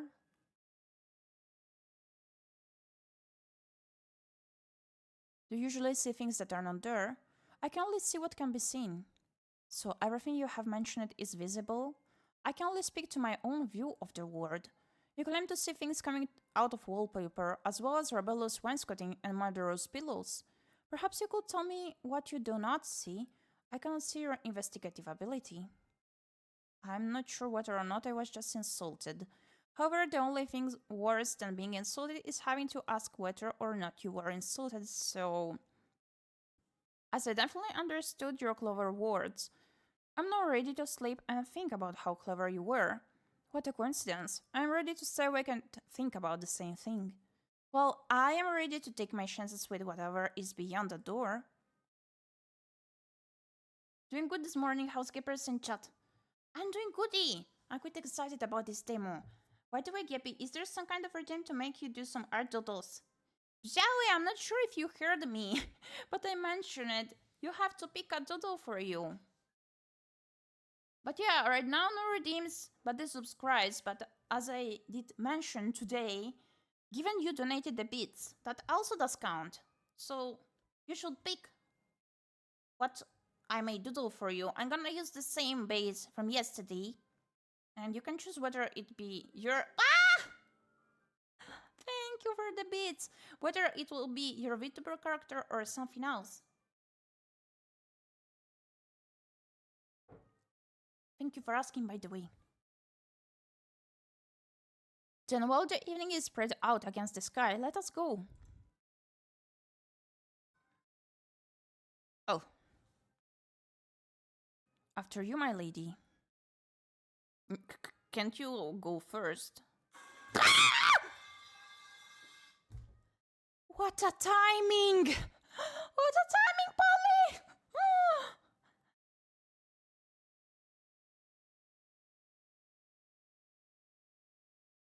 Yeah, bye.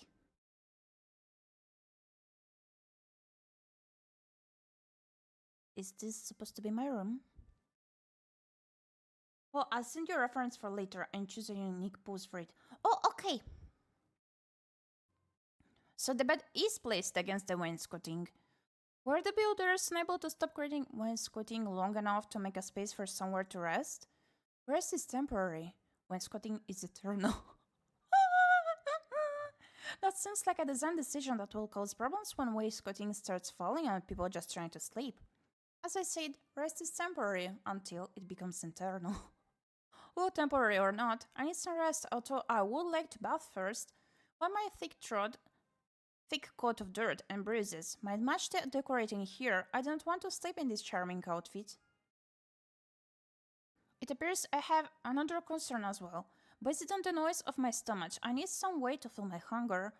The bath has been prepared and food is available to consume while you wash. Still, while the bath is available, I will not be joining you. What? I cannot provide for all your appetites and needs. What? Excuse me? You are excused. Still, you will need to clean your body and toads on your own. The toads! I was not thinking anything like me. You are quite handsome, but leave me alone. I'm trying to understand how not to die here. Good evening, my lady. May you wake from your dreams. I am now afraid that if I blink, the room will disappear as servant did. I must find the bath before this happens. The room looks as if a depressed brothel mated with an army of wood paneling. Where could the bath possibly be hidden in this space? That makes both more and less sense than I expected. How did they even fit the bath in? You know what? Never mind. I'm just grateful to be able to clean myself. At least the water is pleasant and does not seem to be ominous. Even if I can no longer see the blood I am sure was on my hand and neck, at least I am able to become clean. Would it be fine the bath, after all? If only I could do as well for my stomach. Where did that food come from, and why is it being held by a piece of wainscoting?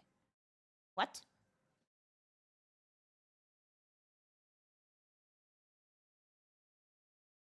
Yes, ominous water, the worst kind. I'm too hungry to care. I'll be very upset if I'm murdered by a frighteningly shiny apple in a wine glass full of apple juice, but at least my stomach will stop making terrifying noises.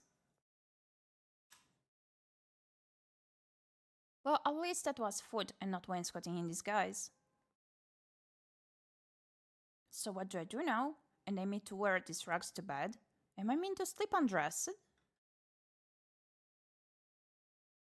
That is definitely a nightgown. I'm going to assume it was hiding at the bottom of the wine glass. What is going on? Although I'm tired enough to have imagined the wainscoting dropping it in front of me. I am not too tired to realize this nightgown fits me perfectly. This is concerning. Why is there someone who knows so much about me when I know nothing about them? I still do not care. Those pillows look so comfortable that they can strangle me and I will die smiling. It is time to sleep. Good night, I guess. Remember that rest is temporary until it is eternal. She looks so pretty. I hope my new dreams are kinder and less strange than the rest of my day.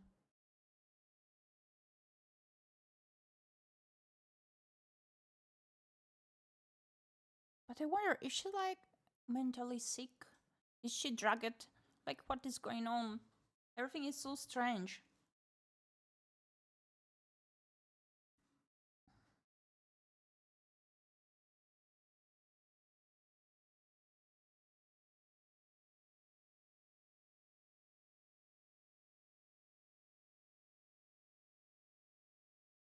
What? A scenic meadow. A stunning beach. Why is this feeling like the Ring movie?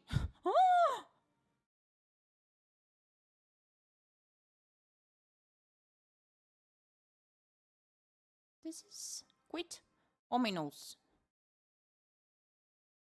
A magnificent forest. Where would you like to die? Oh! I can even pick that! What a sweet story.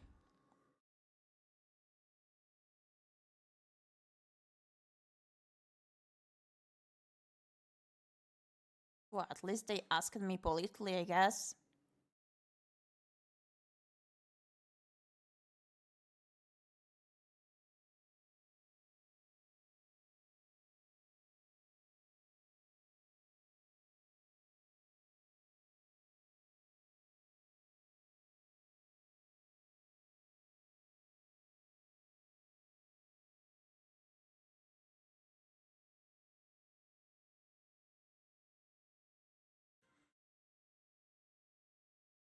Daytime?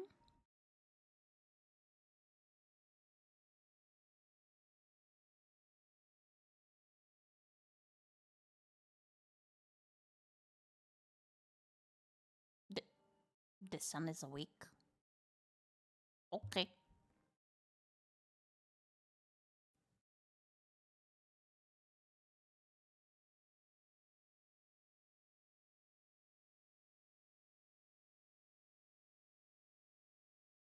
Oh, strange time of the day. See, so am I unable to escape from this horror even in my dreams? Is this meant as an attempt at intimidation? Well, I do not respond well to intimidation. Or do I? I know I am trapped in a story I read, but it is hard to remember who I was before this. Perhaps I was affected by whatever hurt Lady Jane. No, this is garbage. If I cannot remember my own past, must I be cursed with ominous warnings meant for someone else? Ha, obviously. My tormentors do not know me very well. After all, even if I do not know myself well, I will know one thing. Whoever I am, even if I am trapped in the body of the villainess, this story is determined to destroy. If you take away my arms, I will kick you. If you take away my legs, I will bite you. If you take away my teeth, my gums will make you bleed. I will not be defeated. I will find a way to escape this mad world. Good morning, world. Here I come.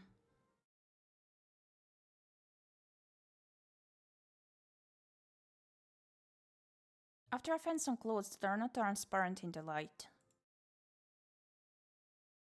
Where should I go find clothing? I suppose I could go back to look in the dresser. Or the wainscoting could just drop an outfit in front of me, along with a large apple. I'm a little concerned about the house's obsession with providing me with apples. Is it saying I look like a roast pig? What? Regardless, I will save an apple for the future in case there is somewhere with no wainscoting to provide me with food, as impossible as that seems. At least I also now have a suspiciously well-fitting dress that will not suddenly tangle around my legs should I need to flee. The nightgown was beautifully made, but delicate things are not very useful when fleeing for your life. I'll be a champion flayer in this dress. Whoa, so stunning! So before I flee, I need to find more information about Lady Jane Neville and the people who want to kill her. Wow! So pretty. She looks a bit more like bold in this outfit. To say, less cutesy. There is no point in fleeing this suspicious house if I just walk instantly into the arms of Jane Neville's former fiancé. Who knows? It might not just be Jane's fiancé who wants to murder her. At some point I need to see if she just has a murderable face. I shall explore this house and see if I can find its mysterious outer residents, and subtly learn what clues they can tell me. Then I will flee my very fleeable dress. It is so comforting to have a plan.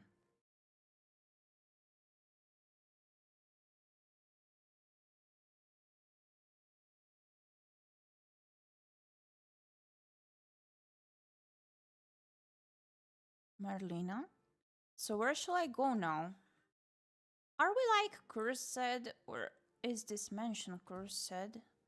That was not at all unnerving. I assumed the bedroom was glad to be rid of me. I can only hope that the rest of the house feels similarly. If so, I hope that I can quickly find the other inhabitants and get the information I need. This is strange. I could have sworn this hallway had another entrance, yet I only see the door to the bedroom. Perhaps if I go back to the bedroom, I will find another exit that I missed. This looks strange. What is going on here?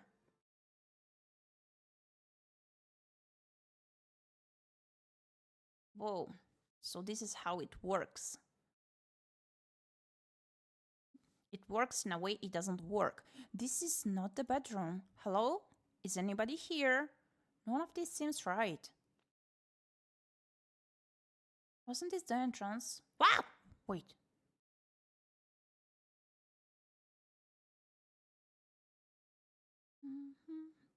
If I look around, it seems like a manor long deserted, not a house that is being lived in by multiple people. True. What's going on here? The Crown Prince of Carcosa is behind the door. What will you do? What? Run away as fast as you can. Courtesy until you hit the floor. Run away? What's happening? Why is a strange voice speaking to me? I have excellent legs and strong lungs, and have been eager to try out my new non-leg-tangling dress. Yet it is still strange that a voice in my ear will tell me to run away. Running does seem like a better option than staying here, but I need to think first. Siren, I must be Siren. This is ridiculous. Obviously I'm merely being blinded by wainscoting and need more rest. If I move closer to the door...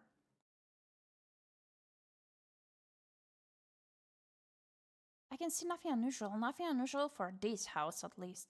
How could the Crown Prince of Carcosa possibly be on the other side of this door? Oh.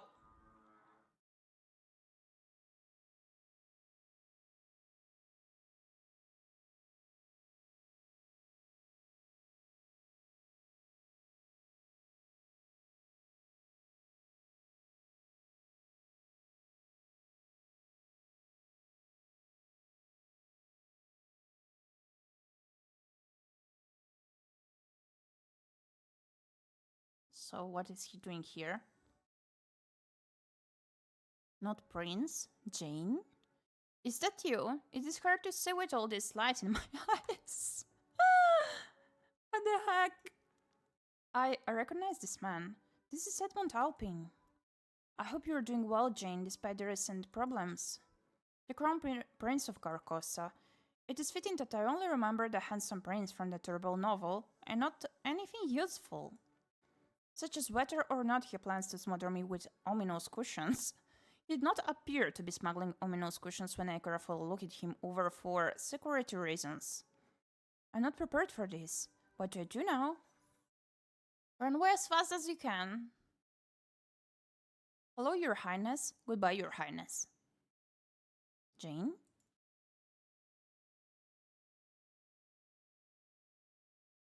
Running away, trusting no one. I could have sworn that there was not a giant hedge in front of the manor. It was very dark last night. More importantly, I felt incredibly disrespected. When presented with a choice by an ominous voice, in good faith, I chose the option that allowed me to get out of this situation. So why did my body move against my will when I had already decided to run when I was ready?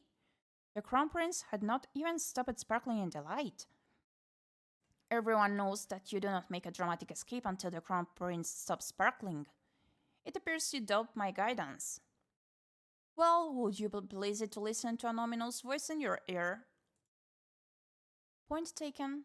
Also, your advice is terrible.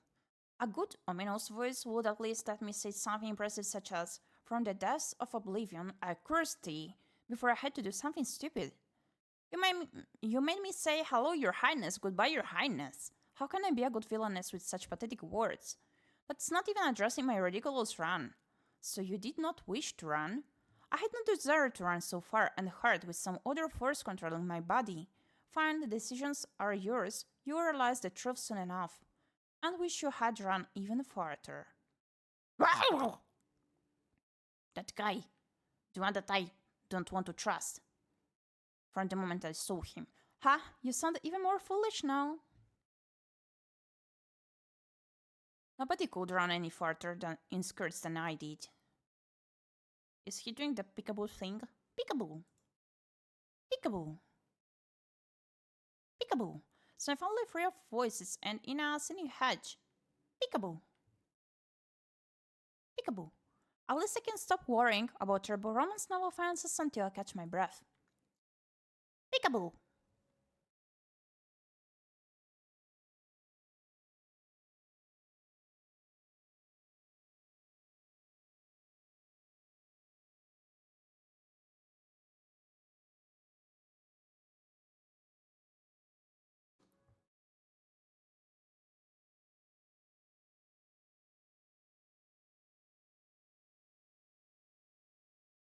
Okay, so what does he want with us? Hedgeman, so you did escape the hedge, Jane. Who is this man and why is he covered in leaves? Wait, I know him. This is Isaac Kazade, Duke of the North. Duke of the North? Romance novels are terrible at naming places. Also, apparently, the only thing I remember from reading novels in the descriptions of attractive men. That seems fair.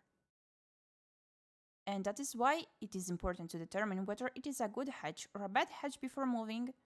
You have to be careful about hedges, Jane. I don't want you to be hurt by a bad hedge.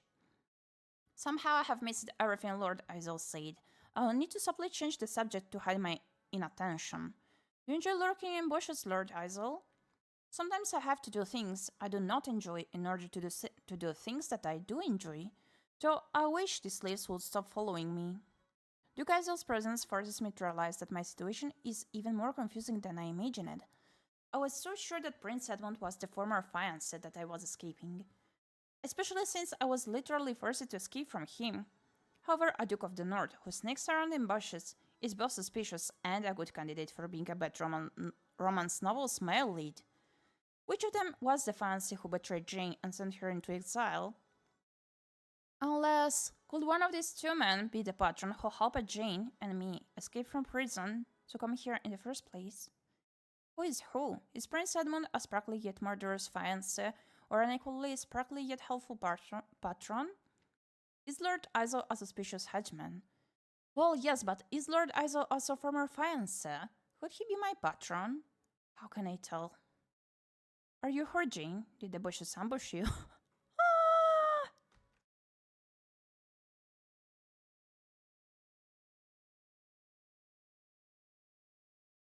Why am I surrounded by people who want my destruction? Probably because they are jealous of how hard you have been training. Pardon me? Jen, you have always been the hardest working person I know.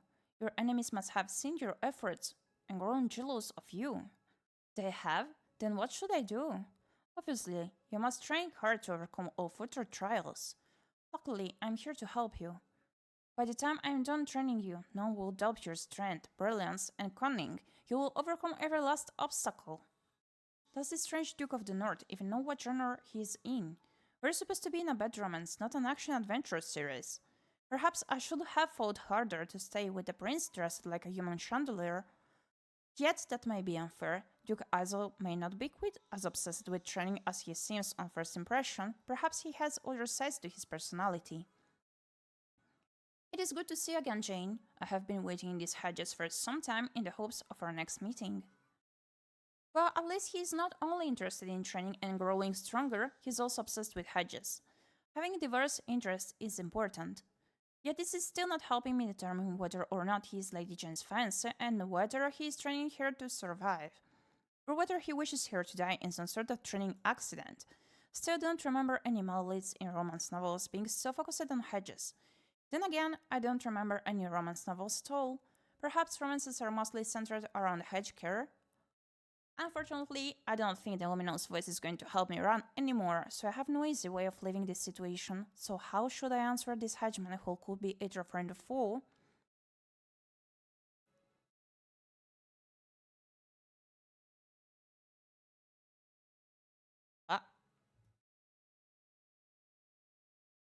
So you wish to know more about love, you seek me as your tutor. Your trust in strangers and talking objects is noted. I have created a gallery that will provide what you seek. You'll be able to judge affection through writing, portraits, moods, and numbers. After all, you love to see success in every form. Do you consider success to be bringing happiness or misery? Your pleasure is your choice. What story will you tell, or what story will be told of you?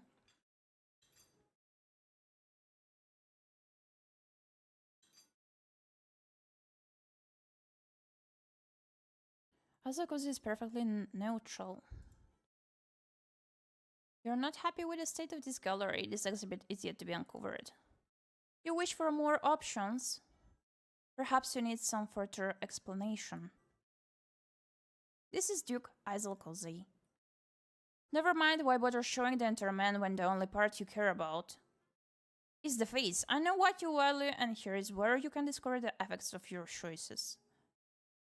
In this very special gallery, those who are capable of receiving love will show you how they feel about the actions of Jane Neville. For instance, how do you think Duke Ēþow feels right now about Jane's actions? Of course, Jane has not taken any actions yet. That is why this answer should be easy. Neutral. Duke Ēþow feels neutral about Jane's non-existent actions towards him. Fine, why do we not see what happens if Jane performs an action that makes Duke Ēþow feel happier? Is that not an incredible difference? Can you not see the joy beaming from his face? Perhaps Duke Ēþow's expressions are not as informative as we could hope. In which case, I have helpful numbers and instructions to share with those less perceptive than myself. Like all good galleries, we have a helpful explanation of the portrait to help those with less understanding of art. As you can see, it currently says that Duke Aizel feels perfectly neutral should an action be performed that makes him happy. Aizel Koze is 1 part happy. The rating will show the change in his mood, adding or subtracting the amount he is happy. Well, watch the story play out. There will also be signs shown at the time a choice is made, depending on whether or not you wish to. You're still complaining about your lack of options, are you not? Very well. I'll leave to serve.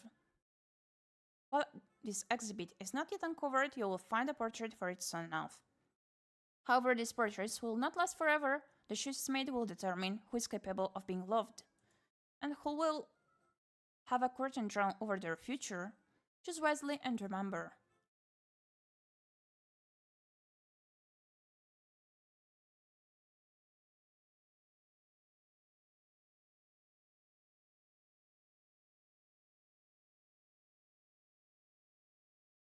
So how should I answer this headman who could be either friend or fool? How do you plan to train me? Do you plan to prick me? To train. Jenny, I'm glad you're ready for training again. After all that has happened, we'll work to show your speed, strength, and cunning to all around you. No one will doubt your abilities. Unfortunately, Duke Aizel appears to be saying that I am surrounded by my enemies, and he's probably right. If that is the case, I really don't need to train to get stronger. There are likely far too many people out to dismember me because of Lady Jane's villainous ways. I should thank Duke Aizel for the excellent warning. Thank you, Duke Aizel, for letting me know about this trait. I will try to become more difficult to dismember. Perhaps that will prevent future blades from reaching me. Oh, if you have already had some blades pierce through you, it is all the more important to practice dodging. Obviously, my problem is that I have not spent enough time dodging. Do you know where I can find a tutor? I am more than willing to help you practice your skills, Jane. After all, I am very good at dodging and piercing. That is very good dodging. Whenever you're willing to see my piercing skills, I have my tool at the ready. But we should not yet talk about sheathing hard weapons within you or anything else. There are far more important tasks. Before we start training together, I have a list. Well, I had a list. Did you lose it among the bushes or when pricking soft women while training them? I don't prick women. I have never yet pricked a woman. After all, I am yet unmarried. And I have been very careful about doing my business in these bushes, so... Or business in the bushes. I knew I had my list somewhere up my sleeves.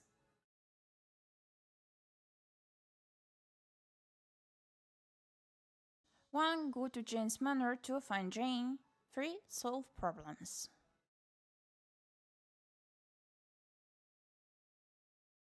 Define problems.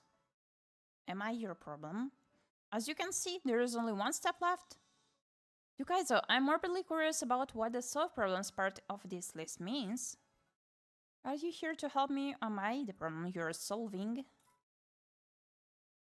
You're always so clever, Jane. I wrote entire lists about your brilliance. It is nice that Duke Aizel thought enough of me to include me in all 3 steps on his list. However, I should probably simply see if he is as sneaky as his excellent hiding skills suggest. What else might be concealed in those cleverly chosen words on his list? The list says problems, not problem. What else are you solving other than me? Jane, you're the cleverest person I know. How did you notice there were multiple problems? I'm very good at reading. Of course you are. You have discovered my secret about the problems. The truth is, yes, I don't know what all the other problems are yet. But my list will reveal its secrets to me once I am able to handle the truth. After all, my father taught me to always listen to the heart of the list. Since you have found one of the truths in the list's heart, I should adjust the list to show what you discovered. Let us officially add you to the list.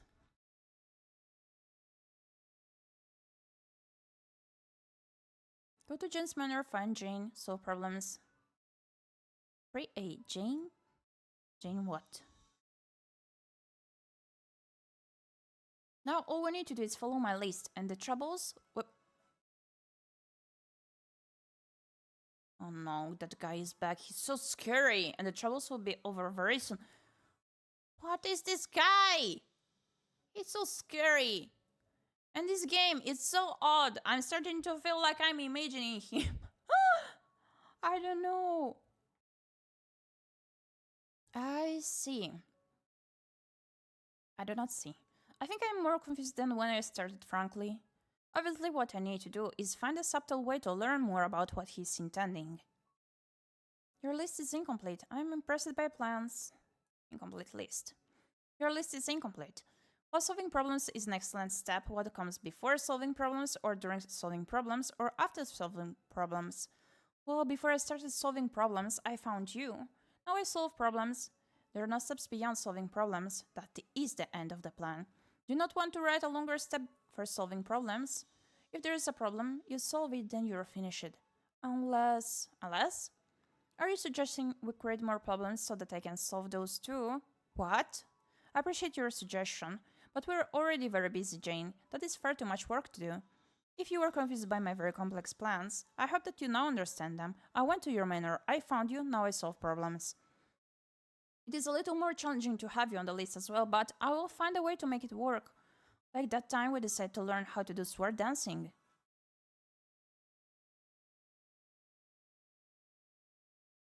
Sword dancing? We trained in sword dancing? Do not remember when we decided to learn sword dancing. Of course I do. How could I forget that unforgettable time we decided to learn sword dancing? Of course I do not. What kind of romance novel features sword dancing? I'm going to accidentally murder myself if he hands me a sword.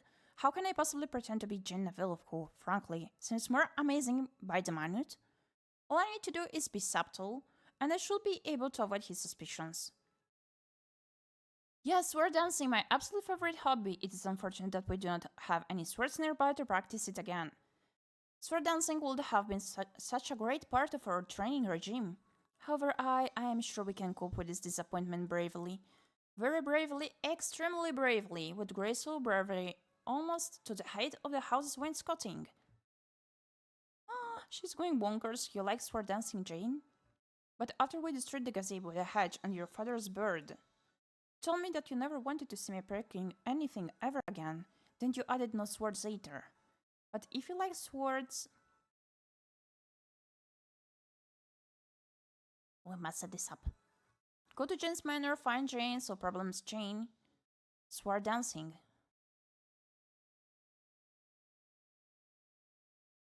This will be very helpful for solving problems. I'm sure it will. Was the problem with that list truly the lack of sword dancing? I obviously need to sharpen my investigative genius if I hope to survive in Jane Neville's body. Who knew romance novels involved so much sword dancing? I suppose that sword training makes sense, given how many enemies a villainess must have. Let us hope that Isol's cunning plan is not to have me murder myself. I'm excited to see your sword handling skills again. In any case, moving away from my overwhelming passion for training with large, dangerous objects, would you like to go into the house, Duke Isol? It must have been a long ride here. Surely you need to rest and refresh yourself. Then, while he's resting and refreshing, I can go to the stable, steal his horse, and ride away to safety. If I'm going to live up to Lady Jane's reputation as a villainess, this is the best way to do it. After all, I truly do not want to demonstrate my non-existent sword dancing skills. Even if Isol does plan to train me, it would be hard to continue training sword skills that do not exist. Oh, I understand. When I want something, I think everyone else wants that same thing too. If you're hungry, Jane, I'll go make sure that food is prepared for you. We'll always work up quite an appetite together. I will be brave to the hedge for you, Jane. I'll make sure I can feed your appetite.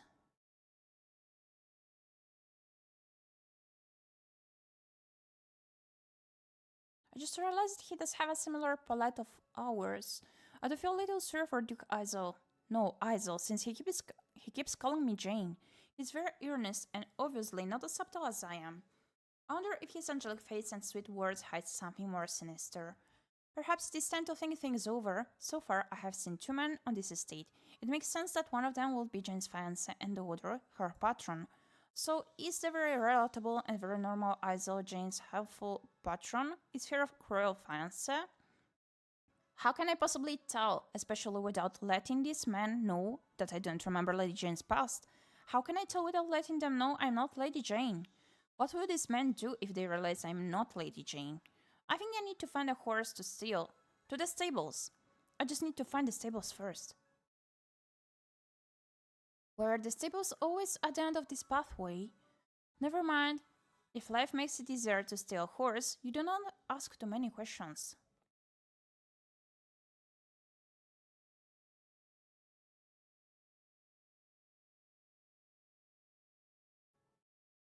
So will we find them? Okay. The paths were not cursed this time, it seems.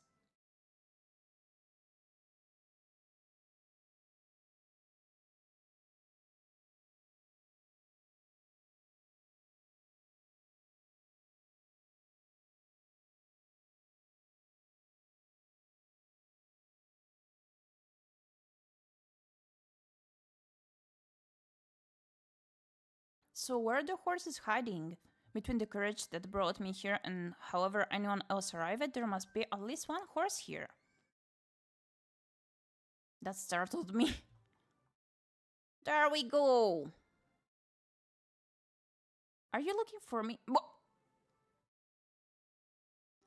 Excuse you! No, I refuse to believe I read that kind of novel. Why would I read novels about enchanted animals that need a kid to turn back into attractive men? That is obviously a mistake of some kind. I'm obviously so grateful to see you that my desire to mount you is overwhelming my common sense. Well, Jen, I can certainly take you for a ride if that is what you want. Surely I did not have such bad taste in my past. I would know if I had such a strong desire for horse flesh. Who actually wishes to kiss a horse to get a worthy man? I'm not sure I qualify as a stallion, but I will take the compliment. Why on earth would I ride a stallion? I thought you were a gelding. Jen, maybe you should look just slightly further over?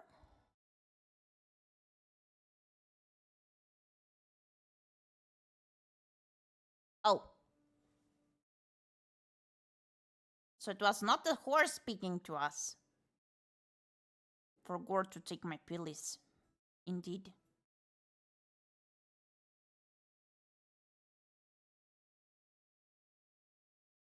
Oh yeah, that other guy that I did see before.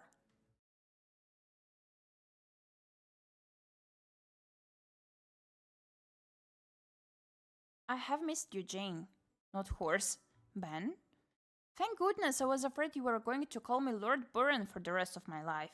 It is good to hear you say my name again. Ben Burren, only son of Duke Burren, childhood friend and neighbor of Jane Neville. Flowered petals in a stubble. I first realized that I truly do have an incredible memory for attractive men and nothing else. Did Ben's exposed collarbone hypnotize me so much that I immediately blurted out a name that could only be used by someone very close to him? Ben is not upset, but I need to be less suspicious. Perhaps I can simply change the subject. You look well and not like someone who is about to murder me. That is true, although I am amazed that you can see me through all these petals. Were the petals floating in a stable anyway? I have no idea. Maybe someone was storing potpourri in the rafters and the packets fell off when you came here? Those scented flower packets stink. Does that mean I am going to spend the rest of my life smelling like the inside of a drawer? Think of it this way, Ben. What odorful smelling objects could be floating through the air in a stable?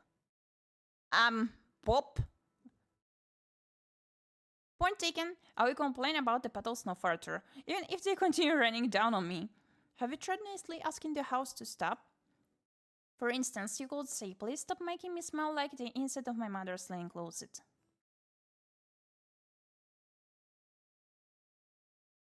Ha. That is much better, though your flower fall was too cruel a punishment for so small a sin. It was not my fault you mistook me for a horse, though I am impressed that you managed to control those petals. I don't know why Ben thinks I did something to make the petals stop. Has he not tried asking the house for what he wants? When I said I wanted things, the house has occasionally responded. I assume this both because I ask for what I want and because it helps advance this terrible story's plot. Still, if Ben has not learned how to work with the horse, I might have an advantage over him. If he tries to murder me, I can summon one of my endless apples and the loud crunching noises will distract him long enough for me to flee. However, before I make plans to run, I need to make him think I am sweet and useless so he does not suspect me. It was cruel of you to pretend that animals can speak. To be fair, it was hard to reach you faster than Horse. He has always been bizarrely fond of you. Horse? Oh no, Jane, you do not get to pretend you did not name him. If you have had to explain that name for 14 years, you cannot forget that you forced me to choose it. Well, he seems to like the name. That is because Horse is, as I said, bizarrely fond of you. I assume it is because you have something special to attract him, and I have one guess. What do you use to wash your hair? Horse is always eager to sample it. So Horse does not want to murder me. This might help me eventually. Horse also has better taste in women than Jane's former fiancé, who I still do not remember. Of course, Ben's presence complicates the question of who Jane's fiancé is. But that is a thought for later. Right now, I need to decide just how friendly I want to be with the potpourri horseman, given who he might be in the story. Should I not have soaked my hair in oats? Did you train Horse to find fleeing women? I'm not sure what you're implying, Jane. Although you say that Horse enjoys my company, I'm not sure any animal enjoys it so much that they would run halfway across the country for me. Don't underestimate how much Horse cares for you. Besides, I usually try to avoid fleeing women. Fleeing women have brought me nothing but trouble. Should I be worried that Ben attracts fleeing women? I need to simply find more about his secret ability to locate women in flight. You claim that you normally avoid fleeing women. How often do you find them? You just stand there as women attempt to run over you, or do you try to steer directly into their path? Jane, there is only one woman I would ever want to pursue, and I will only pursue her with her permission. This is very useful. Who is this person, and how often does she flee towards you? How does it count as fleeing towards me if she apparently does not realize what she is doing? Could Ben be speaking of the heroine? Only the most ridiculous of novels would have someone who does not realize where she is fleeing. You'll be surprised at how closely real life can resemble a badly written story. Jenny, I will always be able to find you because of Horse's devotion, do not worry too. Your hair is lovely, with or without an additional scent. Almost as lovely as it is to see again. You are so... I am so... Have you lost your voice? Are the words you are thinking too disturbing to share? Of course not, it is just that Horse missed you. Would Horse be flattered to know that I missed him too? I will have to thank him personally. Where is Horse? I could have sworn he was right beside me. Oh, he is very clever. Horse managed to find himself an open stall with food, where he can still stare lovingly at you. I could have sworn that stall had bars in front of it. Surely Horse is not capable of removing bolted planks with his teeth. I need to pay more attention to my surroundings. I obviously am imagining things when I need to remember what I see. As it is, I need to be polite but distant. With Ben until I remember more. It is important that I do not say anything that could be misinterpreted as cruel or cold. I hope your heavyweight did not inconvenience poor Horse since you rode him all the way here. Trust me, Jane, I did not inconvenience Horse in the least. Horse is very fond of my weight. Are you also fond of my inconvenient weight? Is this a trait? Is Ben threatening to squash me with his bulk or aim other parts of his body at me? Those collarbones qualify as dangerous weapons, and those bare forearms are also alarming. Look at how muscular and powerful they are. Surely there is some way to defeat Ben's cunning plan to overwhelm me with his body. You have no idea how much I have missed you. Is a circus missing its clown? Oh! Missed you? You have no idea how much I missed you. Obviously, I'm not just saying this to hide my unhappiness at this situation. I truly missed you desperately. Have you hurt yourself somehow, Jane? Only in that I have been blinded by your dazzling smile. I'm getting slightly afraid here, Jane. Well, I am the one who should be afraid. Afraid that I will miss a second of your luscious hair swaying in the breeze. Luscious hair swinging in the... Jane, did you seriously dive neck deep into a pile of terrible romance novels? Then if I ever see a romance novel again, I'll burn it to cinders and scatter its ashes in the wind. Now there is the Jane I know greater than the stranger complimenting me on my appearance.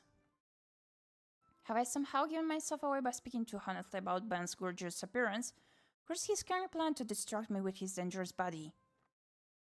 After all, the last time you said that I look at the wall was when you landed on your head and told I was that stage actor with the exceptionally large ego. Amongst other things, let us speak no more of it. We have both already forgotten that memory. Even if you were right that he and I shared some common proportions, did the actor also have a very large nose? Oh, Jane. Speaking of good proportions, I am glad that you found a slightly less used outfit to wear. It makes it much easier for us to frolic in this delightful state that only appears to be partially on the verge of collapse. I'm impressed that you noticed my changing clothes.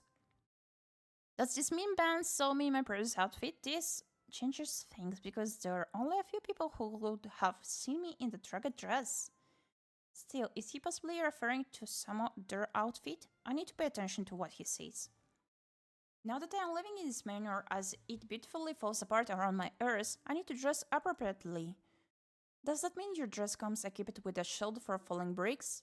Bricks? It is the wainscoting you should fear. Ben, you need to breathe as well as laugh. I remember Ben. Something in me knows him. I know that Jane grew up with him and spent countless hours in his company. I remember nearly nothing about Jane, but I remember Ben. So why am I so afraid to trust him? I need to see if I can get an actual non-joking answer for him. Ben, are you not here to judge my fashion choices? You're not here to judge my fashion choices, so why are you here? Did he ask how to get women? He did not. Jane, you want me? I always have time for your fashion choices. If Duke Burn will not let me wear a lace-covered gown, then who but you could model it for me? I can see why your father would object. If you continue to show as much skin as you do, the lace would have to be attached to your flesh. So you can understand why I urgently needed to see you. Actually, do not. Why are you here, Ben? Where else would I be? I will always race to be by your side whenever you need me. So you had decided that I needed you? I had hoped you needed me. Once I have settled horse, we need to speak seriously. I have never ridden as hard as or as fast as I did today. Once horse is well, we need time to discuss all that has happened, preferably over a cup of tea. Assuming, of course, that the tea in the manor is not as decayed as literally everything else here. Well, I could eat the apples, so hopefully the tea will be fine. Maybe I can impress Ben with my courage of my knowledge of the house. No need for tea, I have apples. I'm not afraid of tea. No need for tea, I have apples. So you do not wish to drink tea with me? Wait, where are you getting apples from?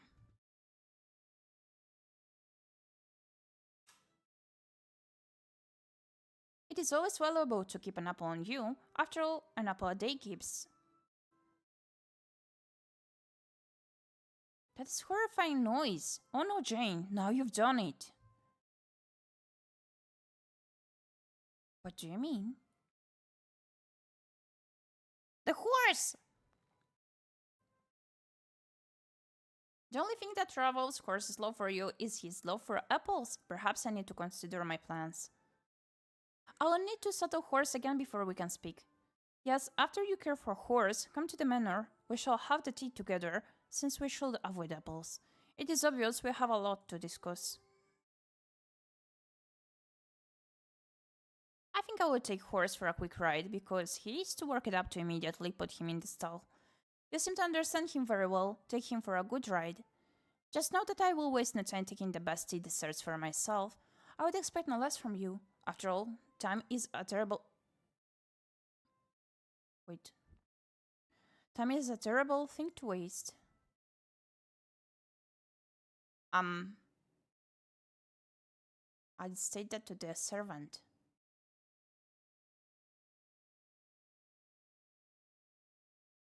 Ben, are you here to...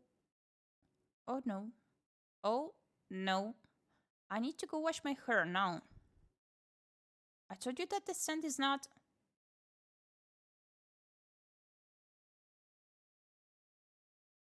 See you for tea.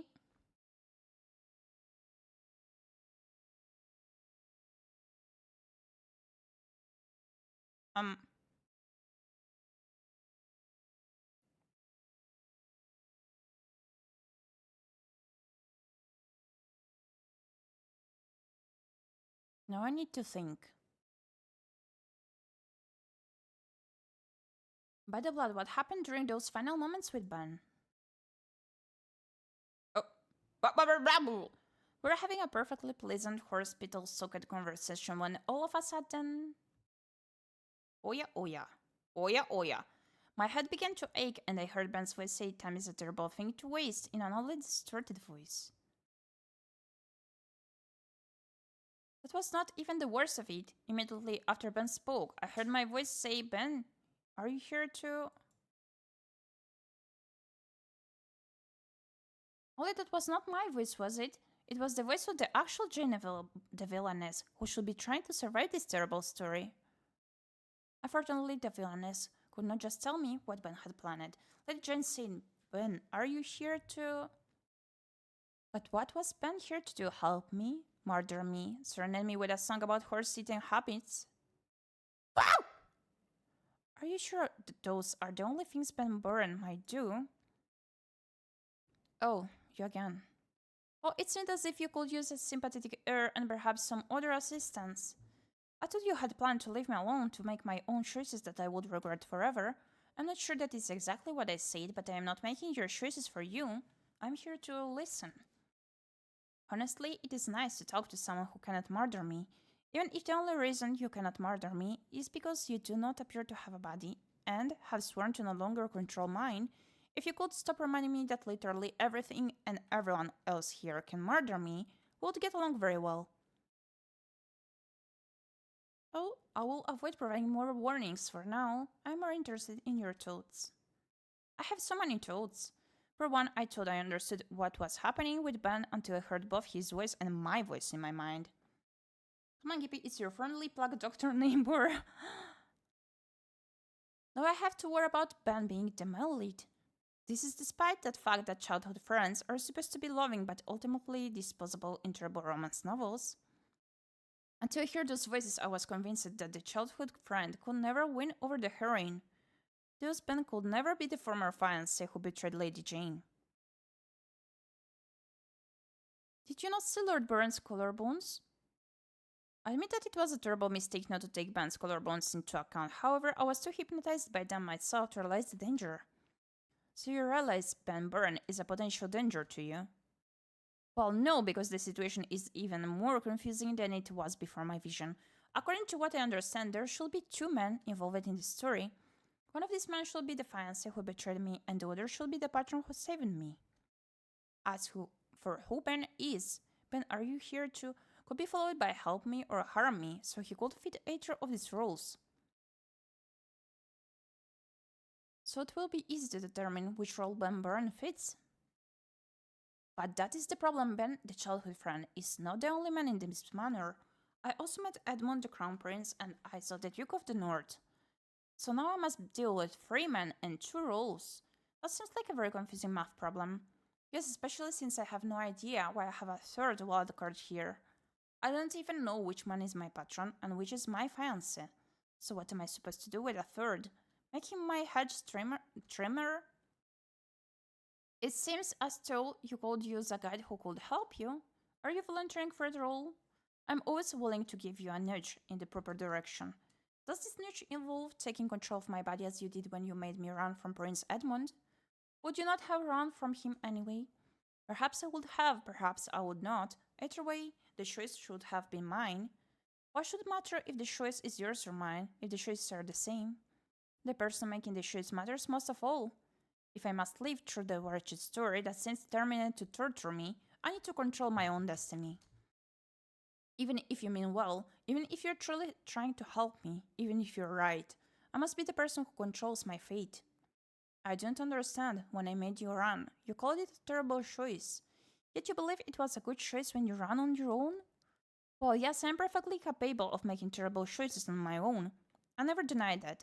Sometimes the choices I make will be terrible, or will seem terrible to someone like you. But they are still my choices. That is my life I am risking. What happens to me must be my responsibility. So you would rather do something foolish on your own than something wise under my direction? I am afraid that you do not understand. Look, it seems as if you wish to help me. Goodness knows you might be the only one. However, you can help me by respecting that I would rather bet my life on my own investigative genius than be someone else's puppet. I will take responsibility for my own actions and for my fate. However, I will always be grateful for your wise suggestions and advice. Wow.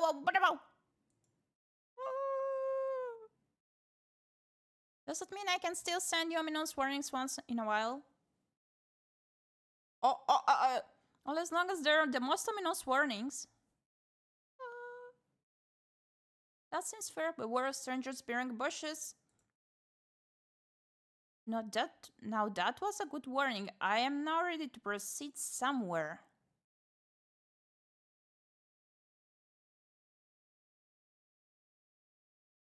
So shall I just walk the hatch until I find somewhere else?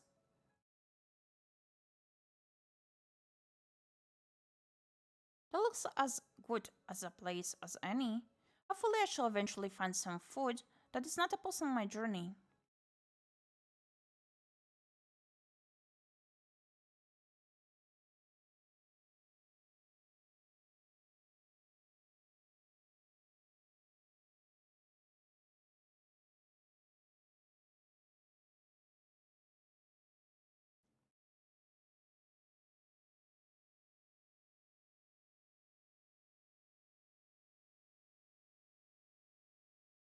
We're back to the entrance.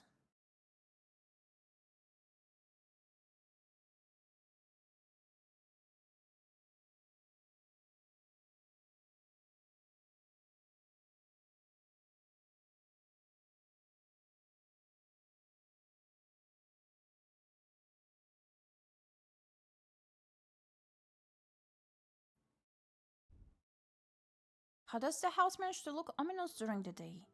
Truly, there are no end of ominous objects here. If I remember the ominous voice's warning, then I should also check one object in particular.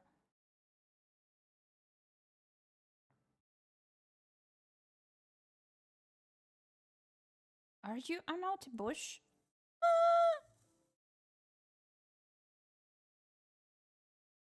No, you do not seem to be being carried by a stranger. You seem to be an ordinary box with bush. Still, that does not mean you cannot be naughty. I will be keeping my eye on you. I do not think I am very naughty. Nobody thinks they are naughty. Well, technically, I have heard small children say that they have been naughty before they start shrieking and spill strange liquids on me. I am very confused. I'm talking to the bushes now. Oh, is that not how the bush got stamped? It could not get to the root of the problem. I was wondering how such an overgrown bush could be the lead of a romance, but you could charm anyone with your amazing sense of humor. I do not think I am that unshaven. Oh, the guy we did run off from.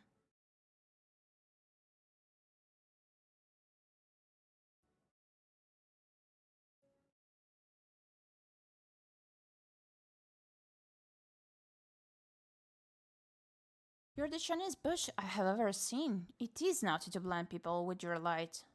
Shiny? Do you mean that all the metal on me is shiny? I suppose even if you're a strange male lead, you still need to have some kind of fancy decoration somewhere. I don't know what else I would expect from a tale set in a manor like this. This is a gorgeous manor. Is the metal you just mentioned reflecting enough light to interfere with your vision?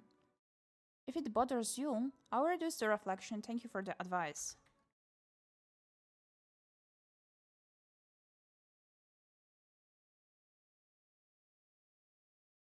Prince Edmund?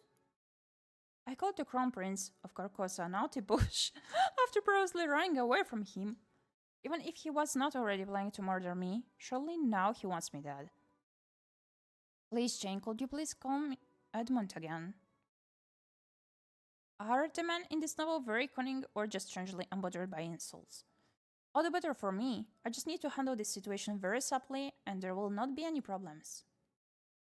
Hello, Edmund. I was definitely not at all concerned that you were going to murder me on the spot. I'm happy to call you by the name. I definitely remember calling you Edmund. Hello, Jane. I too am behaving very normally. I'm not at all nervous about seeing you again.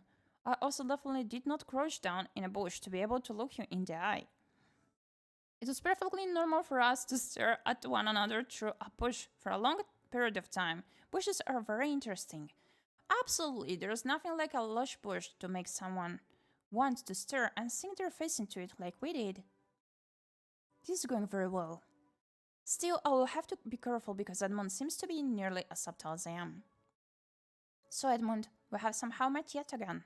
Is there a reason you have come to see me? I have many reasons. Too many reasons to speak of right now, Jane. At least not before we have some tea.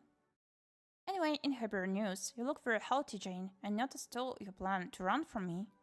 I definitely am not planning to run. Thank you for the shrimp. Thank you for the rehydrate. Thank you, Taylor.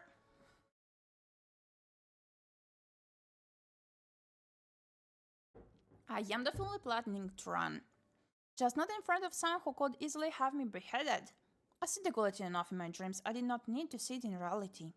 After all, reality can be very unstable. I'm not sure why I know that, but it feels true to me. I am glad. After all, I was able to find you because I knew we would be running in circles since it is too hard to run in squares. You have such a great sense of humor. So do you. I'm so glad to laugh with you again. Perhaps this meeting can bring more pleasure than pain. A chance for me to be witty or to softly express my concerns. Only if you keep your blade sheathed. I try to bring more pleasure than pain. Only if you keep your blade sheathed. Only unseat my blade to polish it. This is deeply concerning. If Edmund is frequently polishing his blade, that must mean he's frequently using his blade. How often do you polish your blade? Is polishing followed by repeatedly sheathing your blade in unsuspecting women? Repeatedly sheathing... Just polishing my blade takes all my energy. How could I? You're a swordsman, are you not? A crown princess, sir. How could you possibly be exhausted by polishing your sword? We're talking about swords? What else would we be discussing? We'll discuss something that has a lot of hardwood. What? The manor has very interesting architecture. I was able to get a much better look at how unusual the designs in the manor were when I was trapped in the entrance to this place. Trapped? What do you mean? I tried to follow after you when you left, but the door closed and unlocked behind you. On the positive side, by the time I was able to exit, I had memorized the design of the wainscoting. It is an interesting pattern. Did you know that there is a wainscoting on the ceiling? Unfortunately, yes. However, I want to know more about how you were trapped. It was very strange. The door refused to open when I tried it. Then, once I had focused my attention entirely on the most delightful molding, I turned around and the door was wide open. I went out, and you were nowhere to be seen, but then there you were. Did you run because you were attacked by the cap molding? It did look very suspicious, even if it is beautiful. Edmund is obviously very clever to notice the danger and beauty of the wainscoting, but does that mean he's telling the truth about what happened to him? Did the house truly prevent him from coming after me when the choice to run was made for me? Does that mean the house will no longer help me if I will not accept the voice's help? I cannot go any longer without knowing this. I already used the apple I had saved in my dress, so... Apple? Where? Jane? Ah! I need an apple! I could see if there is some in the pantry in the manor. No need, the house still loves me. I'm very interested in hearing more about your thoughts on this house and how you managed to conceal an apple in that dress.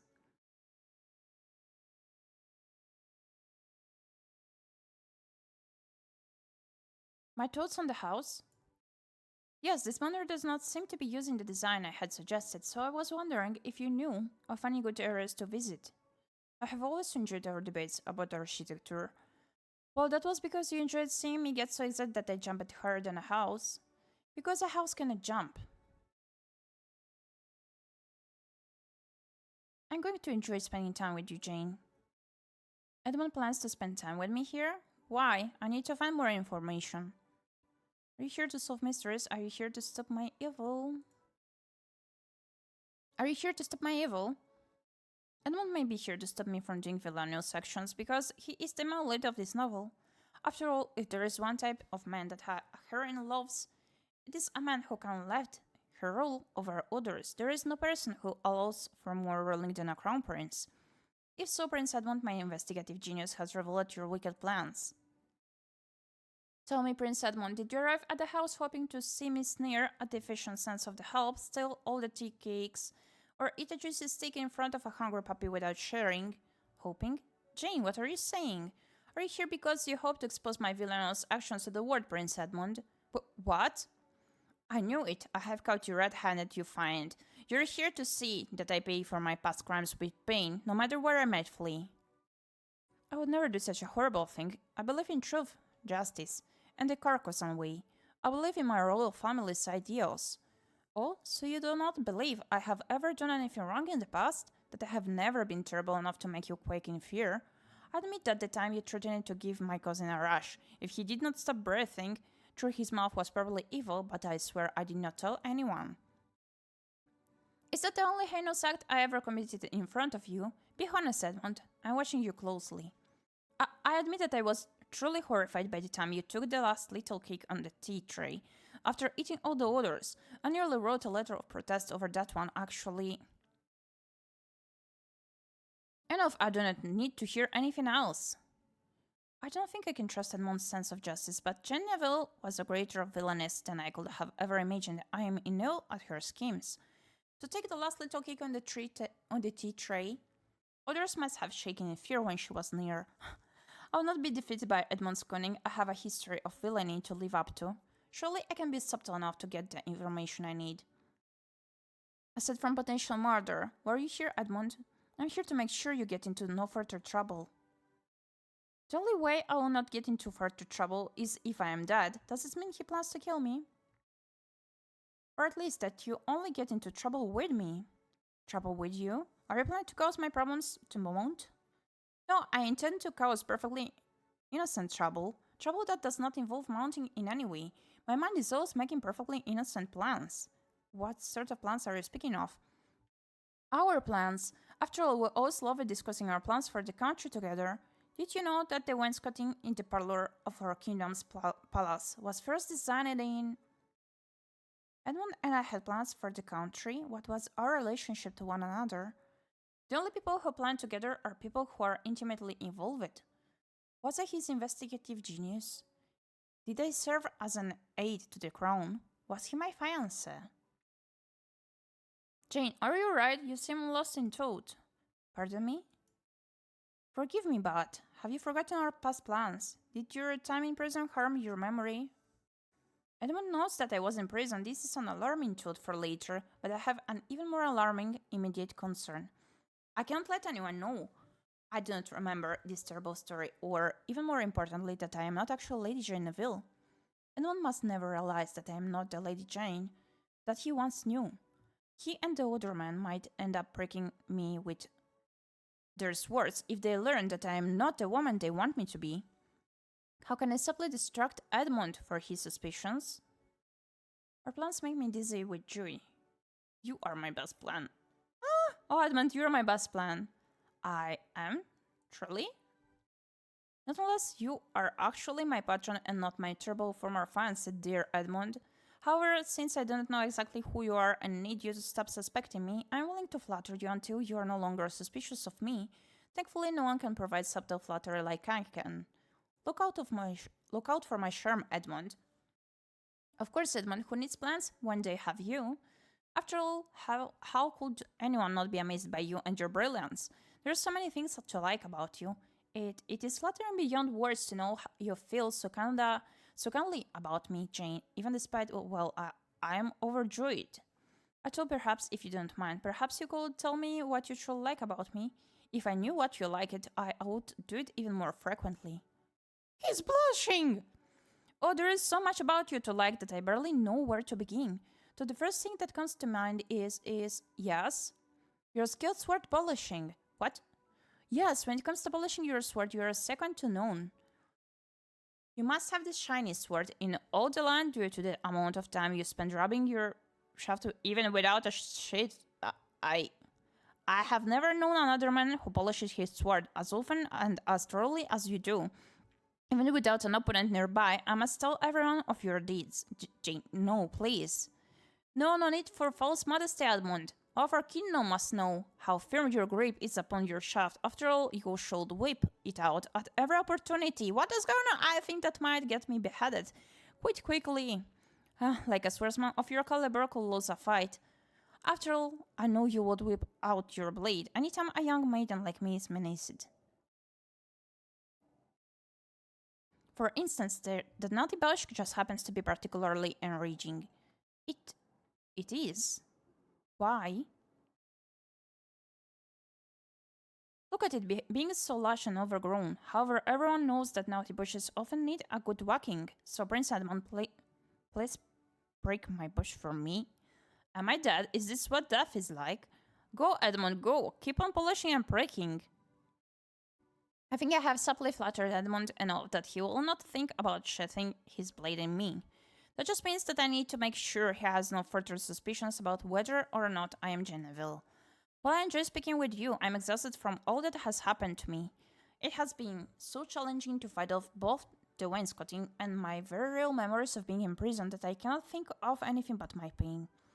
The terrible, terrible pain in my heart when I realize that I will never again be able to dance the beautiful sword dance of my heart without thinking of all that has passed. You can sword dance? You can sword dance well? Was it only Isaac who was interested in sword dancing? Edmund actually has a blade he's constantly polishing, so I assumed that he would enjoy sword dancing as well. If I'm wrong, I must stop Edmund's doubts immediately.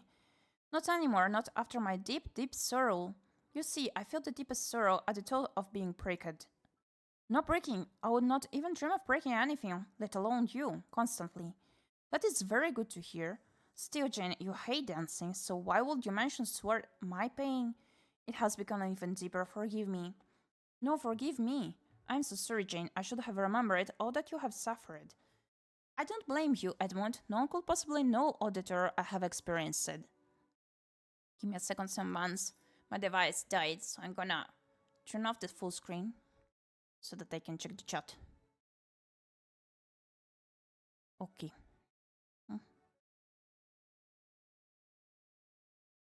Oops.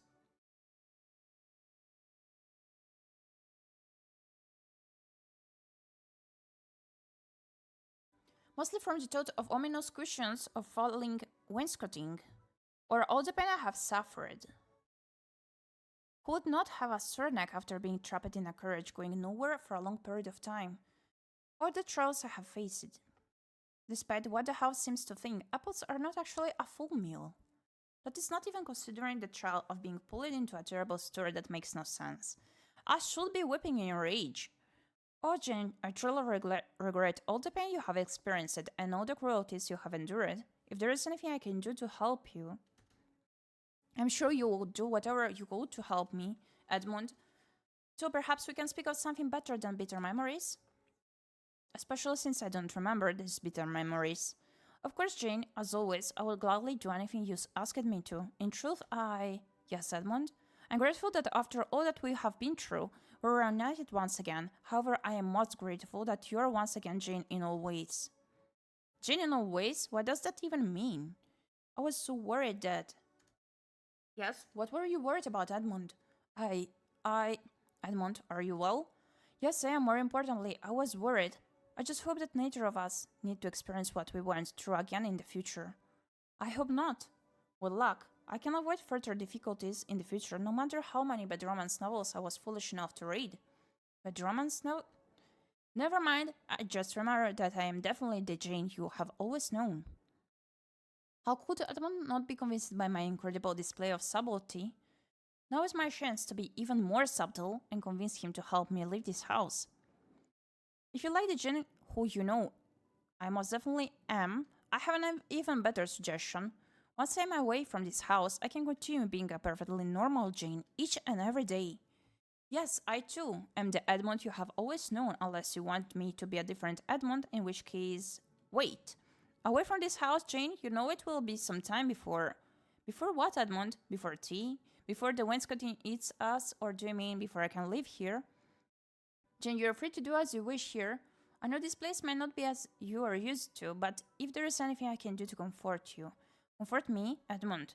I know that you are trying to help, but do you know what would comfort me?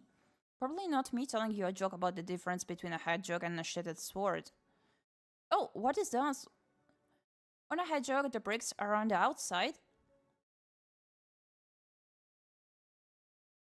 No, you can't distract me with your comedic genius, but be honest, Edmund, why can I not leave the house as I please? Jane, I have no more ways to persuade you, however, please remember that I promise it you that you will not regret trusting me, even if your father... My father? Yes, your father and mother would both want... Why should I care what they want? After all, the beloved family of Ģenevel has already demonstrated how much they care for her. Yes, your family has definitely shown how much they care for you. By not helping me when I needed them the most, and now leaving me to stay in a strange house in the middle of nowhere with a man who speaks of nothing but pricking. Is it how you see the situation?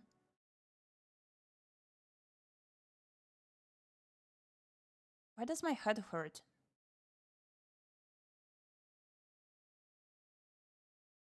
Why does my heart hurt? Oh, Edmund, why did the clock fail to become a chef? Because he ran out of time. I don't know how much time I have to prove myself to you, Jane, but I promise I will do everything I can to be worthy of your trust. Trust? I trust that you can make me smile. I will do everything I can to bring joy in all ways, my lady. I do not care what it costs me. Why did I say that? Why did he say that? What is going on here? I need Edmund to leave so I can think. Shall we head back to the house? I am truly exhausted and want nothing more than a cup of tea. I'll be happy to arrange that. Surely there must be an unloaded tea bag somewhere in this place. Perhaps it is hiding in the baseboards? Or he could just ask servant. However, if Edmund wishes to find the tea bag himself as part of a cunning plan to determine what I have been doing, that gives me more time to recover. Then I shall wish you luck on your adventure, Edmund. Make sure to prepare a delicious tea for us. If you can bring a dozen little cakes as well, I may even forget what pain is. I will do my best. The miner's wainscoting will hide nothing from me. Unfortunately, if Edmund looks there, all he shall find are apples. Still, so long as Edmund lives, I can even sacrifice some delicious tea cakes. What is most important is getting him out of my way. Just a little more subtle flattery should do it. How very brave and princely of you to search through the house's wainscoting. You are a true knight in shining armor. All those lovable maidens must adore a prince who can fetch them some tea. I'm not so sure about that, Jane. I have not always served lovable maidens as well as I would have liked. I served as Edmund mean for dinner? Did I read cannibal romances in my past life? No, I do not think there are cannibal romances. Romance readers would not want the male lead to devour the heroine. So Edmund saying that he has not always served lovable maidens, we must refer to something else, something that I must investigate later. Still, I will do as you ask me to, Jane. I want you to make yourself at home here, especially since, well, there has always been something haunting about you, Jane. And now that you are here, you fit this place so perfectly. Is Edmund trying to insult me or compliment me? His subtlety may be more powerful than I imagined. Being compared to the house should be an insult since it is both murderous and decrepit. On the other hand, Edmund appears to think the house is beautiful. He even complimented the molding. Perhaps he is attracted to houses? I really need to figure out how hairy, horse-like or house-like the heroine is. Perhaps that might provide another clue for who is the male lead of this novel. Look exhausted, Jane. Let me brave this house for you. I will find the little cakes of your dreams.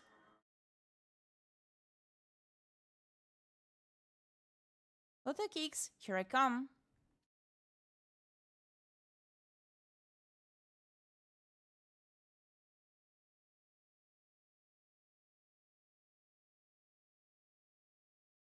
So am I not supposed to follow after him? I thought you wished for a moment to think. Oh, is it time for one of our chats again? Did you not wish to speak with me? I thought you welcomed our conversations. It is pleasant to speak with you when you are not reminding me of my imminent doom.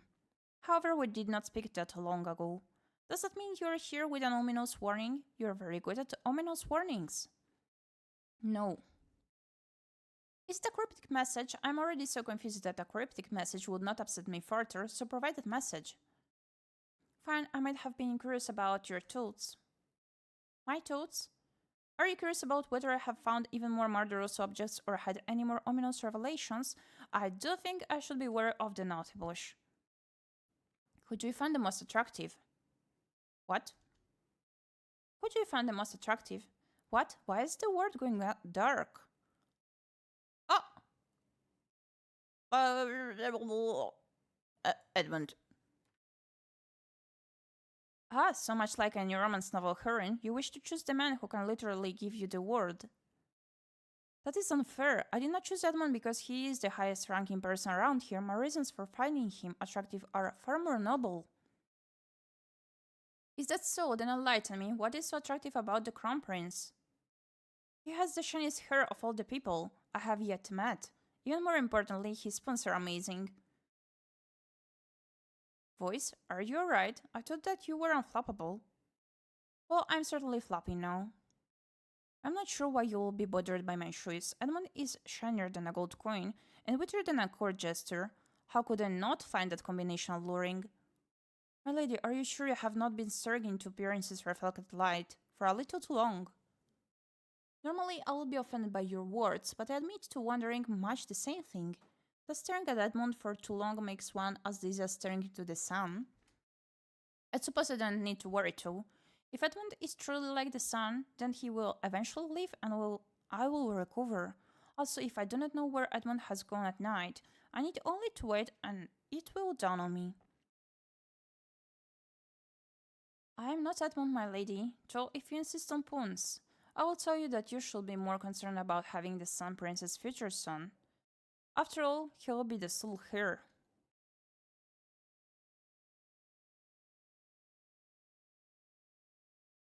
Seriously too, what was that? I asked you questions and you answered like people doing conversation. Most people in normal conversation don't have choices whispered in their ear, while a voice makes strange noises indicating there is a time limit to reply. You did not like my musical indication of your remaining time? I have been told that my music is very unique. That is true, but why did you need to pressure me into a time limit anyway?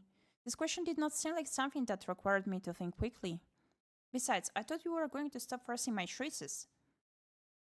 I was not forcing your choice, I promise. You just what? I'm very impatient. I can't wait very long to know such important information. You think it is important to know who I am attracted to?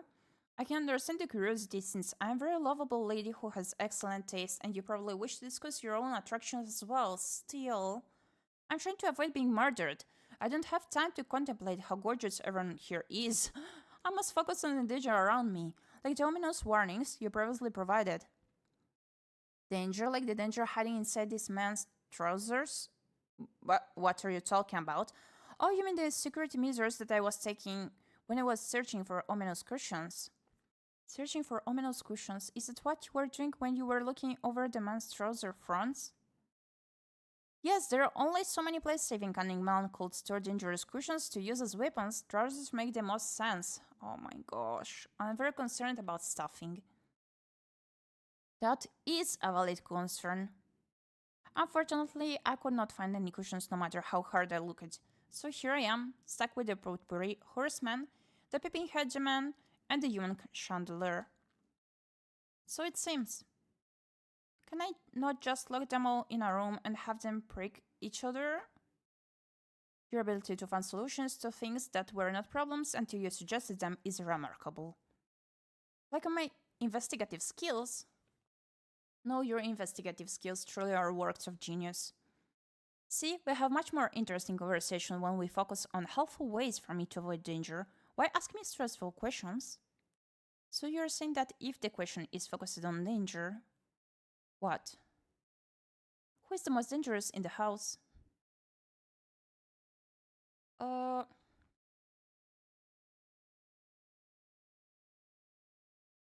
my gosh. The bush. It can only be ⴰᴁ. In fact, it can only be the same ⴰᴁ that is rustling somewhere in front of us right now. Yes, even if your question is absurd beyond belief, the answer... Is this to prove how absurd the question is? Oh no, the answer is good enough to make the question actually valuable. I need to hear more of your reasoning. You see, I now know you were correct when you warned me about Nalfi Bush during our last conversation. Well, yes, I was also. I actually wanted you to make sure that I kept my wits about me where full foliage frolics, where horrid hedges hide, where terrible topiary trembles. This is the strangest moment in my entire existence, which is truly saying something. Just think of that naughty bush rustling away so devilishly. It is so lush, so green, so utterly overgrown. It is just so naughty. No other words can describe its cunning. Remember when this bush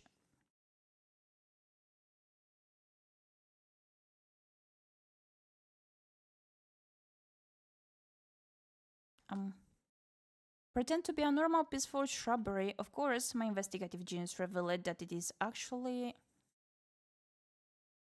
concealing unspeakable rustling evil, or perhaps I should say that it is. Oh no, please, I beg you, say no more. Beating around the bush when it comes to its brutality. Look at my eyebrows, look at my eyebrows. I regret everything.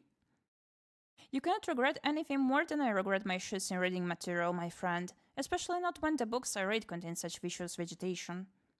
My lady, I believe that we all now carry deep regrets. Thank you, ominous voice, for helping me collect my thoughts. I admit that while I was skeptical about your question, it did help me focus my investigative genius.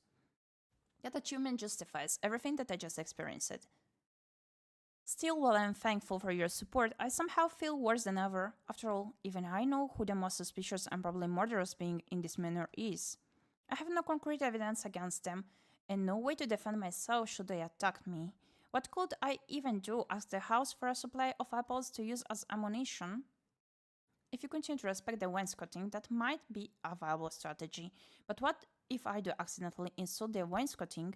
What if I express the wrong kind of interest in hardwood? What happens to me if the house abandons me? My lady, life and death are two leaves of the same vine. To grow the leaf you want, you must first seed the vine. I appreciate your attempts at consolation, or even worse, advice. But even more than that, I would appreciate a murder weapon, one that I could use to fend off an attempt on my life. I see, does that mean that you are willing to kill any of the inhabitants of this house should they try to harm you? If I'm being truly honest, no, yet that terrifies me because I don't believe that my enemy would hesitate to kill me. Worse still, my enemy has to be one of these people who are pretending to care for me. It is cruel to be trapped in a narrative beyond your control. I thank you for your understanding. There is something horrifying about being trapped within a character that a story is determined to destroy. I don't understand why someone would enjoy creating a character doomed to be destroyed, no matter what that character did. Unfortunately, there are those who believe that in order for themselves to win, someone else must lose. What a cruel and wrong way to see the world. If my investigative genius succeeds, everyone around me succeeds. Why would anyone want to destroy that success? Well, some people are cruel and wrong. So what do you do when someone that terrible controls your fate? In the end, all anyone can do is make choices that reflect their values and decide which companions should join them on their journey. But what if one of those companions wishes to destroy me?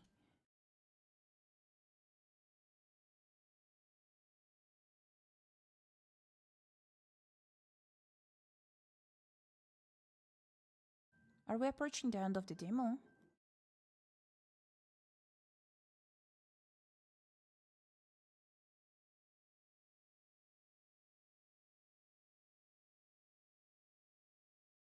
Will you take responsibility? Will you save the villainess? Thank you for playing the Save the Villainess demo. Don't forget to wishlist us on Steam, join our Discord, and support our Kickstarter. Whoa! I didn't enjoy this game.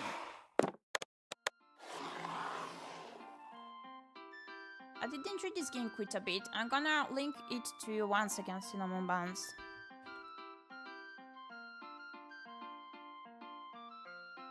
This visual novel is wild, that's for sure, yeah.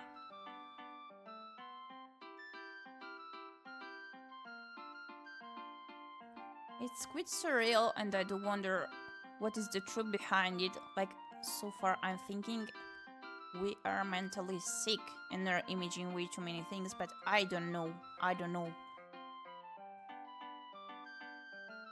Early inquiries coming to it. That's truly great, yeah. I really enjoyed the narrative part and also the art of it. And how the different aspects of the game are included in it.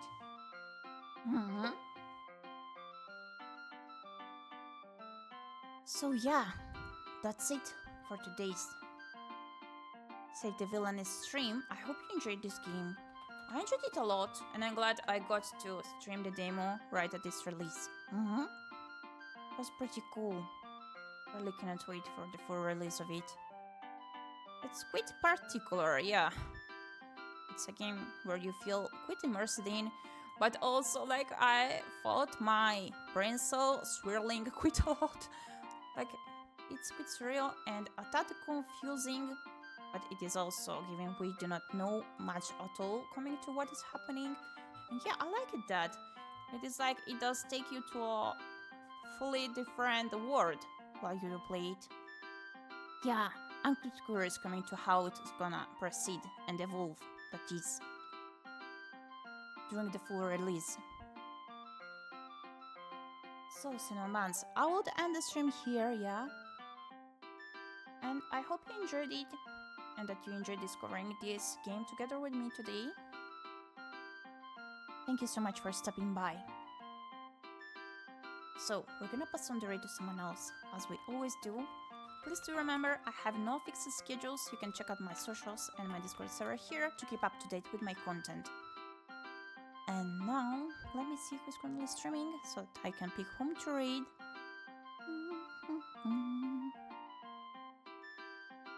Give me just a moment, okay? Just a moment.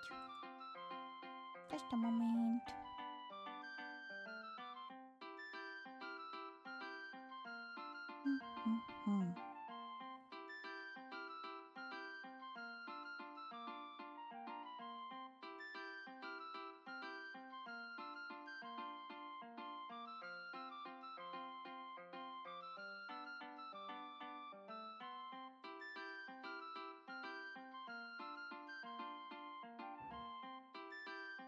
I want to check properly who is doing what right now.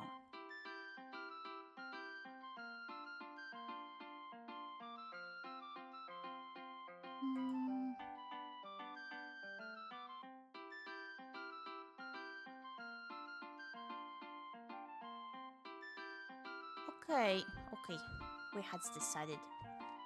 I'm going to read ᴄᴏᴍᴍᴜ, that is a cozy VTuber. She's currently streaming Elden Ring. Yeah. I'm gonna read ᴄᴏᴍᴜ. This is the right message to copy-paste Gyepi for Gyepi Day, so that they will have a Gyepi Day indeed. Here's the second version in case you're not subscribed. And we're gonna see each other soon. Thank you so much for stopping by, Cinnamons. So we're reading ᴄᴏᴍᴜ. Yo. Hop on to the raid. Hop on. Next time I'm gonna stream, I'm gonna warn beforehand on my socials and on my Discord server, as I always do. Thank you for stopping by. See you soon. Bye bye!